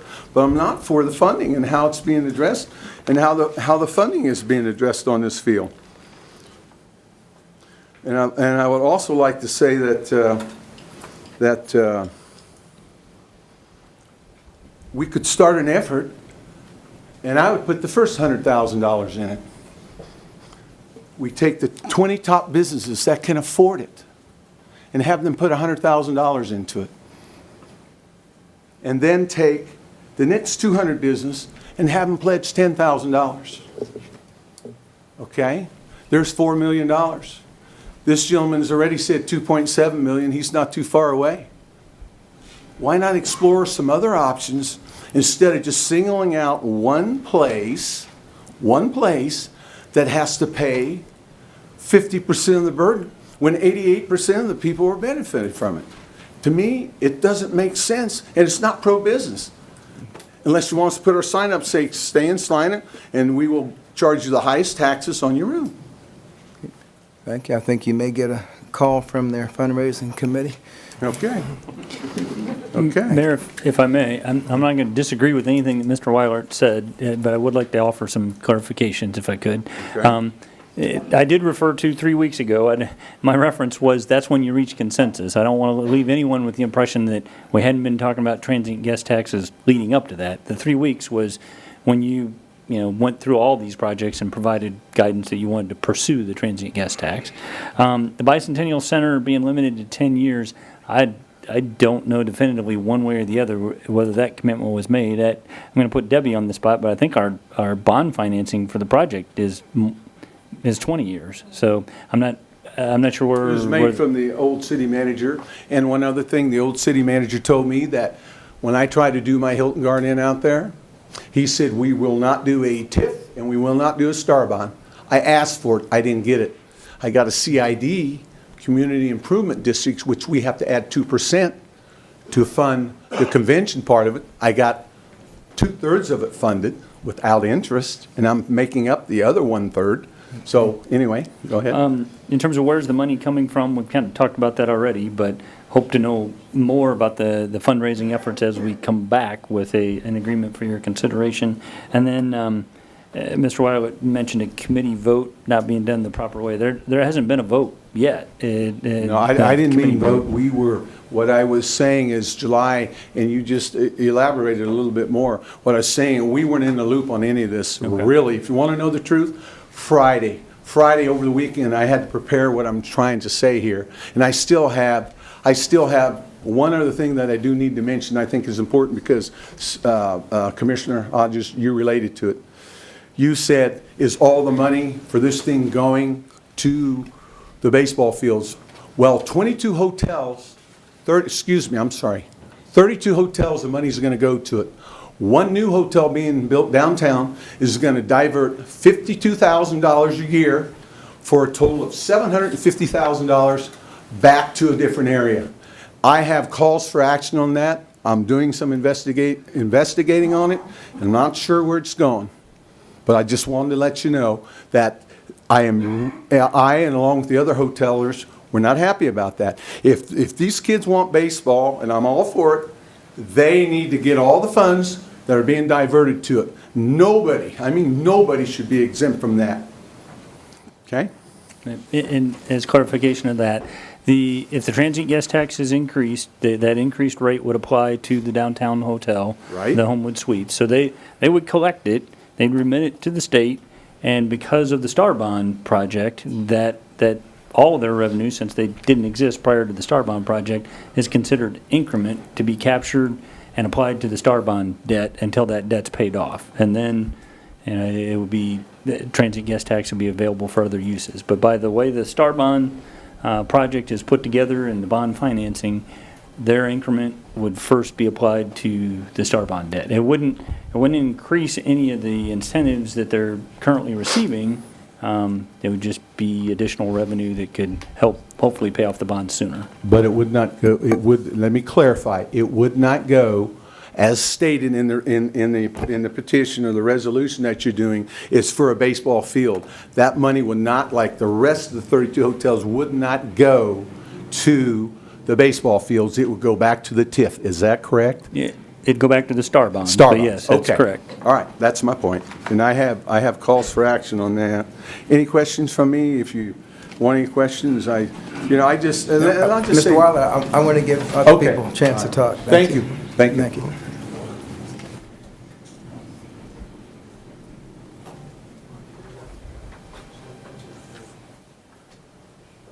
Well, I hope someone else here came here to talk.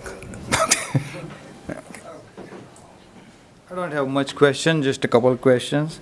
My name is Mukesh Patel, co-owner of the Quality Inn. The first question for the Ballpark Enterprise, they said like they are generating about half of the investment, which is $4 million. My question is, if you fell short collecting that money, what would happen? That's my question. Okay, So what is the let's- commitment? Let's Is it keep, like? the conversation has to be at the microphone. Okay. Is it like a guaranteed document, or is it something that in written that it's not gonna fall short? Is it a guarantee? Can we see that, or we have something to know? We'll write that question down. Yeah, I'll try to answer that. We did new market tax credit financing for the field house, and in that particular arrangement, to close on the new market tax credit financing, it was necessary for the private funds that were raised and the city funds to all be available at closing. And so in that instance, all cash was available. So that's one possible approach. The other, if that's not the approach, then we're going to have to account for all that in terms of the agreement that we enter into, whether that's phasing of the project and attaching priorities, and one way or the other, it would have to be addressed at the time that we bring the agreement back to you and before you proceed to debt financing our portion of the project. Okay. The second question I have is for city, I think. As I heard from the Visit Salina, they said like, we're gonna lose a lot of tournaments here if we don't have a field. So is it true that we're gonna lose it? And if we lose it, or if let's put it this way, if we don't have money or if we don't raise the taxes, then we're not gonna improve the field and we're gonna lose that business. Is that correct? That's the concern. I can't say absolutely one way or the other, but the point made by Baseball Enterprises and the point made by the Convention and Visitors Bureau is we currently have a lot of tournaments in the community. We have a good reputation in the state, but as you look at other facilities we're competing with, they're making these kind of upgrades and we're falling behind. Now, I'd be the first to acknowledge that I think there's been conversation in the community, not necessarily Baseball Enterprises, but just the average person that thinks that this will pay for itself in terms of, if we go ahead and improve the facilities, we're going to see added revenue and it ought to pay for itself. We're trying to maintain our market share. I don't know that we're going to grow our market share and grow our way into paying for this project, but there's no doubt we have a lot of tournaments. They help, I assume, the hotel industry and the community. And so it is something that, is a concern. You're asking me to predict the future, but that is the concern. And again, at the end, I would say, I would love to say, we have to have something, coming in the city, like whether it's a tournament, music event, something like that.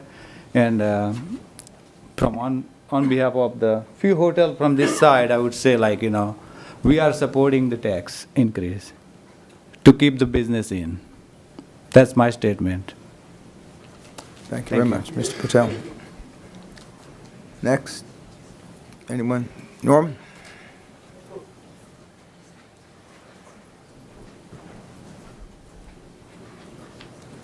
Norman Mantle, Salina. At the previous meeting, I stated my support for baseball. Played baseball most all my life. And as Mr. Wiley said, you need to find another source. We can't pay more taxes. And if this goes to a protest vote, now when it comes back to the commissioners, will that require a unanimous vote of the council? Well, the vote that we're talking about would be an election. No, I said a ballot protest question. vote. If they protest this and you come up with a protest and it puts up to election and it passes whichever way, now when it comes back to the commissioners, that'll have to be a unanimous vote? It actually doesn't come back. I said if. Well, I'm sorry, Mr. maybe that's Branson, not but an if. I've seen this in another Well, county. If you would, let him answer, and maybe that'll help clarify. The initial action on an ordinance amending the charter or a charter ordinance requires a 2/3 majority, which in the case of a 5-member commission translates into requiring 4 votes. That's in the initial consideration. If there is a successful protest petition, that then proceeds to a referendum, and the referendum will determine whether or not the action is taken or not. Now, You might explain what a referendum is. well, I'm sorry, a referendum being an election on whether the ordinance should be adopted as it was considered by the governing body. Now, are you potentially thinking there is a statute that addresses initiative and referendum where you can petition, if the governing body took a legislative act and someone protested that legislative act by petition, there is a limitation, I believe it's 10 years, before that same question could be reconsidered by the governing body. Is that possibly what you're referring to under the initiative and referendum statute? That's the other process that I wonder if you were thinking of. There is, in that scenario, there is a limitation on how soon the governing body can act again on the same matter. That is not the case as far as a charter ordinance amendment is concerned. There is not a specific limitation on when that question could again be considered. I'll be happy to, for us to look. The charter ordinance process is a constitutional provision. It's Article 12, Section 5 of the Constitution that sets out the charter ordinance amendment process. I believe it's, well, I can't rattle off the initiative and referendum statute right off the top of my head, but it is a separate statute that, as I described. So we've had that discussion before because, as you probably recall, we've had some situations where through that initiative and referendum process, there has been elections addressing legislative matters acted upon by the governing body. But yeah, we're getting there. okay. So, but I just wanted to bring that up, so if however it progresses down the road, that is a possibility that under the protest petition, it will have to come back to a vote. Of the people, not the governing body. Yeah, just And then it goes to the governing body. no, it's done. The question is answered as a result of the election. It either prevails or it does not at the election. The governing body has no further discretion. The results of the election control. We'll leave it at that. Okay. Well, I'd be happy to match notes on those two sets of statutes and the constitutional provision if you'd like. Get with you and relate it to this other situation that I'm aware of, that this has happened. Okay. Thanks. Hello, everyone. I'm Nick Bhakta. I represent Baymont Inn & Suites here in town, also American Inn & Suites here in town. The question I had, it's just that is at this stage, is it too late to propose the increase towards sales tax instead of just a transient? Our group of hoteliers had discussed that it could go much quicker as far as the funding goes because it's on a vast amount of people that it's going through. Instead of transient, which is just a hotel business, would it go quicker? Is it hard to pass in that manner, or is that why you guys had referred towards hotel, or is it? So I'll try to answer that. In terms of quicker, if we're talking process, the charter, there's a charter ordinance process, and then the protest period has to run, and then, if it's not a successful protest, the governing body has the authority to raise the transient guest tax. So that's probably quicker than raising the sales tax, which requires it be put on a ballot and voted on by the community. I think the quicker aspect might be sales tax has the opportunity to generate quite a bit of revenue. It might pay off the debt quicker, and we'd really have to run those numbers. And your other question is, are there other options? The other option that has been brought up just a little bit is property tax, but as we reported as part of the budget hearing process. Other than property tax and Right. transient tax, Right. which was our concern. Yep. But as Mr. Weiler said, that if it's sales tax, how long is the process that it would, is it a longer for the sales process tax to be in increase? effect? Yeah. The timeline, if we can keep everything moving as I've described, and it's successful, I'm thinking it's quarterly with the state of Kansas, so I'm thinking first of the year. That answers my question. Thank you.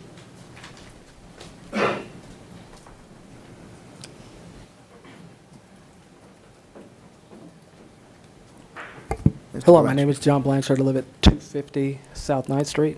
I don't want to get in, I won't do the 10% on top of what Mr. Weiler had gone over, but I just want to kind of add a little bit to his story. Mayor, I don't know if you were on the commission at the time, but I was when Mr. Weiler came to the city commission and asked for funding for the convention center at the Hilton Garden Inn, because for years we had been deficient in a meet and sleep facility, and it was a top priority, I believe, at the time for the Visitor and Convention Bureau. We told Mr. Weiler no, and the reason why we told him no is that we were being told that there would be a convention facility, and if there were, it should be done downtown, okay? And much to his credit, and by the way, if you've been to his hotels, they are top-notch. I mean, he runs really nice hotels. You're welcome. And thank you. And we said no to him, and instead of saying, well, I'm just going to go somewhere else and do this, and, oh, we'll just not do it. You know what he did? He rolled up his sleeve and he said, you know what, I'm going to ask for a 2% increase in the CID. My concern at the time was, what's that going to do to his room rate? I mean, that's really, are we going to be competitive in that market? I believe, and I don't know, I haven't talked to you since your groundbreaking or your ribbon cutting, I can't remember which one it was. But I can't imagine at that time he had considered that 2% to be coupled with a 0.35% increase in our sales tax, which has happened since that deal, and an increase now in a 1.5% transient guest tax. And I'm exactly, and I agree with you 100%. I think we have necessary needs with our ball fields. I think those are our responsibility, and they have been, and they should have been taken care of a long time ago if they're as bad as we know they are. They're not going to get any better. So this isn't about baseball or no baseball. For me, it has nothing to do with baseball. It has to do with how we finance it and where we get the money. My problem with funding the transient guest tax is not only that you're asking it from We say, well, we're going to get it from out-of-town people, like somebody else is going to pay for it. No. Every time you go to a hotel out of town, I look at it, I can't believe how much they're charging me extra. People notice those things. We have 32 hotels in this community, and I would have to guess that probably 3/4 of them generate their traffic from interstate traveling through. And I'm afraid that people will continue their trip onto McPherson, onto Junction City, or onto Hayes for a few dollars and a good night's sleep. So we're very competitive with our products. We need to be competitive with the price. I agree with Mr. Weiler. This is an anti-business way to go about this. What are the other options that you have to go through it? One other thing on the transient guest tax.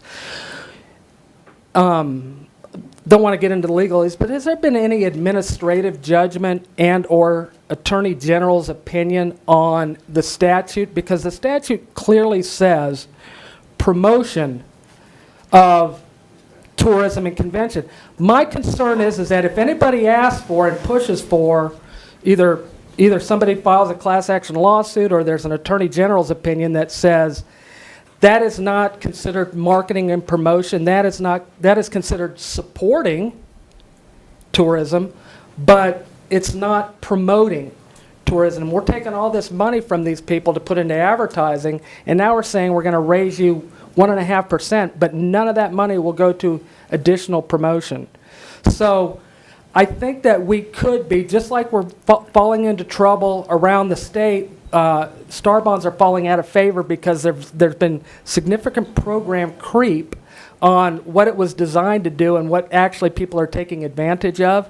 I'm afraid that at some point there will be an administrative judgment from the Department of Revenue that says that you're way outside of the scope of what this statute says. And if an Attorney General comes back, and unless there's already been an opinion that has said no, the use of these dollars for streets, facilities, everything else is okay, that may be a different story. But absent an Attorney General's opinion, I would highly suggest that we go down that, instead of going down that road, which means if we come up short, it's coming out of the property tax anyway, or it's coming out of the sales tax anyway. We're going to end up paying for it, okay? And so absent that, I would say look at different ways to do this. As I said, whether it's through a sales tax or whatever, and I'll get to a process on that in just one second. But when you're looking at a charter ordinance, we kind of blow through charter ordinances like a charter ordinance is the one opportunity that you have. Well, yeah, in order to do this the way you would want to do this, it would require the amendment of 2 charter ordinances, but you're not the only way that you can amend it. You can either decide by a vote of 3-2, which it needs 4 votes to pass, that you're going to let the people vote on this, or you can go directly and let the people vote on this. I think if you go down the protest petition route, I think you're doing a disservice to the baseball folks, because you will end up having 2 protest petitions running most likely simultaneously, and it looks very much like you have a very organized group to do a protest petition in the form of 32 hotels and motels. And I think it puts the decision of how you do this thing not only 60 days off, but if it comes to referendum, and it's only going to take one of those to fail for the project to die. So I think if you really want to move this project forward, I think probably this resolution of support should have happened a year ago. And some of the hard work could have been done in the last year. These guys are ready to go. And this board is nowhere ready to make those decisions, not only because you've decided that you don't want to raise taxes in any other way or cut spending on something else, but you've decided that you're going to rest the tax burden on the back of individual business people. Just one last thing I'd like to mention about charter ordinances is that it's said that what is required is the passage of 2 charter ordinances. What is actually required is the consent of the governed, okay? Forcing a protest petition is forcing an active act of consent. And so I would just say, if you really think that these things have the positive support necessary in their current form, then go ahead by all means and amend these charter ordinances. But there have been commissioners that have said on big projects they would let the public vote on it. My recommendation to you is figure out a way to let the voters vote on it. And I appreciate your time. Thank you. Just to answer a purely legal question, does this body have the authority to place an item like this directly on the November ballot?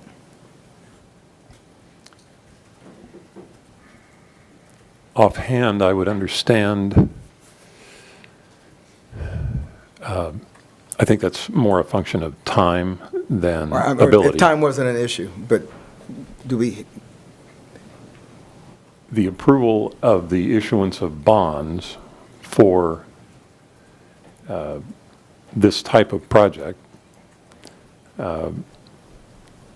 is something that it would be, just offhand, my understanding that there would be a way to structure a referendum consideration of that bond issue. I'm looking to Mr. Arterberry to confirm my understanding of that. Yeah, you could hold an election for the issuance of bonds for this project.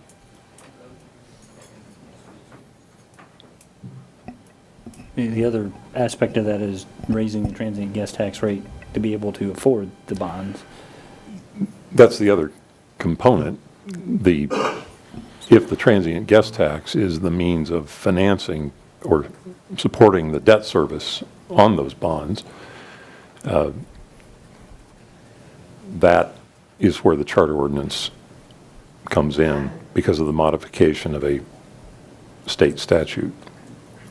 Okay. Thank you. Just following up on that, because I'm not sure I understood. So does that mean if the commission did put something to a vote of the people, could you deal with both questions within the one? Shall the city issue bonds and use the transient guest tax as a revenue source, or does it need to be in two separate questions? Actually, I think there's two questions there. One is whether raising the transient guest tax is a topic that could be put on the ballot for a vote. There's, in certain instances, we're precluded from doing advisory election issues where where you have the authority. You're precluded from putting that to a ballot issue. So that's question number one. Then your second question is, could that all be turned into one ballot question rather than two separate votes? I can tell you, observing other states, there are plenty of examples where a vote on the tax is required and a vote on the debt issuance is required, and one passes and one doesn't. But I don't know the specifics on this particular.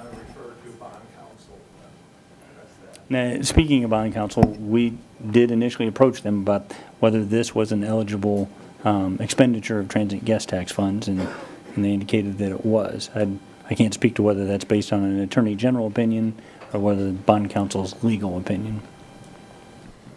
Thank you. Next comment.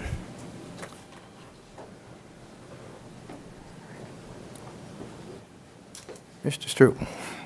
Good afternoon. My name is Roger Struble. I have an office here in Salina. Up front, I'll tell you I'm also a member of the Salina Baseball Enterprises Board and have been probably for at least 30 years. I did look around the room. I see Mr. Bengtson over here, Dr. Tallman's over here, Kenny Hancock. I'm talking about guys that were playing baseball here in Salina 50 years ago. And the baseball we had, and I don't know if Carl played, Mr. Ryan. I know his cousin did. I was injury prone. Some of my relatives were very good. Just as a little historical background, back in the early 60s, we had Blue Jay Stadium where the American Legion played. There were 3 diamonds that the Little Leaguers played on, and then there was the diamond out at Sunset where the Cookie League, I think, played, and there were a couple other diamonds. That's what we played with to start with. Now, Blue Jay Stadium is where the rodeo is held. The Bicentennial Center now sits where the baseball fields were, and previous boards have stepped up to the plate and always made accommodations, creating Bill Burke Park. And that was a struggle for a while. Some of you might remember the big issue was whether it could have lights or not. Ultimately, that got through. As an aside, I drove by this last month or so and saw that normally the Sacred Heart Booster Club has a big softball, baseball tournament there. And it looked like it was completely rained out. They just couldn't play because the fields were unplayable. And so there was that loss of revenue they had. Over the years, I've had Little League baseball teams. I've seen the tournaments that are held, the people that come from all over Nebraska, different areas. And it all is, if you're coming all the way from Kearney, Nebraska to play in an all-star tournament in Salina, Kansas, you want to make sure that you're going to be able to have the tournament. Sitting in the back, I kind of get a consensus that everybody thinks that it's a good idea, what we've presented. I'm not actually speaking on behalf of the board. I'm just speaking as a citizen and an old baseball player. It needs to probably happen. I'm only up here to try to convince you that it does. I don't want to get into the financing part because that's something that another part of my board and you all have to figure out. But where there's a will, there's a way, to coin an old phrase. And I think I propose that you should have as much citizen input as you can get as to what it is. But the squeaky wheel gets greased first. So you're going to have people that are being very vocal about opposing it and not knowing what the general consensus is. And I know that's difficult for you as city commissioners to try to put your finger on the pulse of the community and see what they're leaning to. But I would suggest on behalf of certainly all the kids that are here and the parents of coaches and whatnot, they're asking you to do these improvements. And the first step obviously is getting Dean Evans up to speed and get those turfs on the Bill Burke, and solves a lot of problems from participation standpoint. And without getting too social on it, it is good that our kids have someplace to go and do things and to be able to participate. And that's part of making Salina a great place to grow up in and live. I tell you myself, I grew up and was born and raised here, moved away and came back. And I wouldn't leave for any amount of money. It's a good place to raise your kids. I see what's going on downtown. It looks like it's a vibrant, happening thing. There are things out south. Things are going good. And just as an aside, not having talked to Dr. Tomlins about this, I can't think of a better economic situation in the world. There's not a better time to go out and try to get some funds. If times are bad, it might be a little bit harder to raise those funds, but apparently we will be able to raise those funds and hope that the city will step up and do their part. That's all I have. I don't expect you to ask me any questions. Have a nice evening.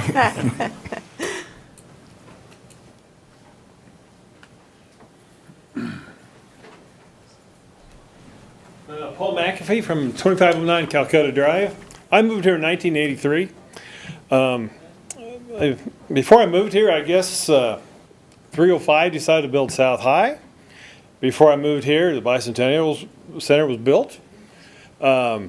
I got here just in time to see the lights put on Bill Burke Park 2. I saw Evans being built too. 37 years ago, plus one wife and 4 kids later, city commissions in the past have had things ready for this kind of stuff. And I think it just shows they've taken the bull by the horn all those other times. And here's another time, take the bull by the horns and do what you think's right. So thank you.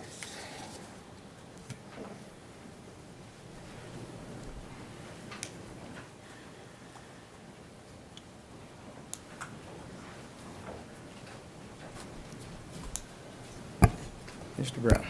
Evening again. Eric Brown, President and CEO of the Salina Area Chamber of Commerce. We're kind of, as an organization, this is a hard one for us. This is a double-edged sword. Obviously, it's the job of Visit Salina to promote and market Salina as the destination in all markets and for all of our assets that exist here in Salina and Saline County. And that's really focusing on generating overnight stays. And that's really what the intent of our of Visit Salina. So we work closely with these hoteliers. And so, you know, hearing that we weren't giving them enough information, I do apologize on behalf of Visit Salina and the Chamber to the hoteliers. But at the same time, we work closely with them at all the conventions, all the sports, the military, any of the other entities that are looking at Salina to spend overnights, to hold conventions, et cetera. Baseball and softball events and tournaments held in Salina for sports and youth sports, they provide an economic impact, and it is measurable.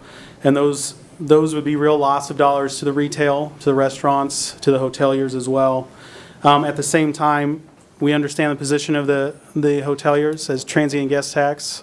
It's almost seen as a pass-through type of tax. However, much to Mr. Weilert's point, those dollars are real dollars, and it can negatively affect people's perceptions of the hotel itself and of the community.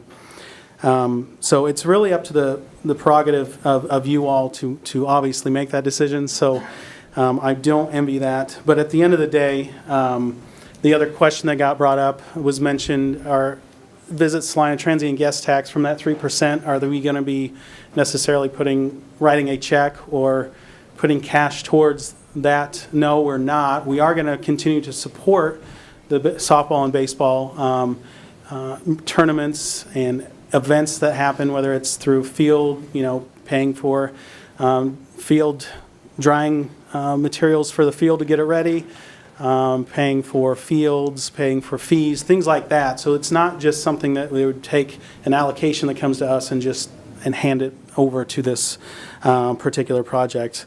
But at the end of the day, Visit Salina, obviously we will continue to promote Salina as a destination, continue to attempt to fill these hotels and also support any of the retail and the trade and any of the commerce that happens in Salina. So again, this is a kind of a rock and a hard place for our organization, but at the end of the day, we are going to support Salina, and that's what's great to see is also as a community, the conversation is happening, the advocacy is happening on both sides of the fence. So again, thank you for your time. I appreciate it.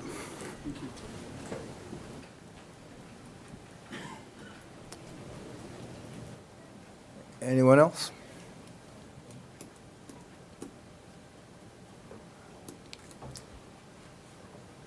Let's take an 8-minute recess. Sounds shorter than 10, but, all right. I don't have to vote on that, do I? Okay. Okay, well now bring us back into regular session. Is there any action to be taken? Yes, Mayor Davis, I move that the July 17th, 2019 notice of withdrawal of bid by Cheney Construction, Inc. for the Salina Regional Training Center be accepted, and that staff be directed to proceed with review of the remaining bids in preparation for consideration of award of the contract by the governing body. Second. Thank you. Any additional discussion needed from staff? And none on my part. All right, thank you. All in favor, say aye. Aye. Any opposed? Motion carries 5-0. I move we adjourn. Second. So be it done. Didn't wait for you. Couldn't get that second half fast enough.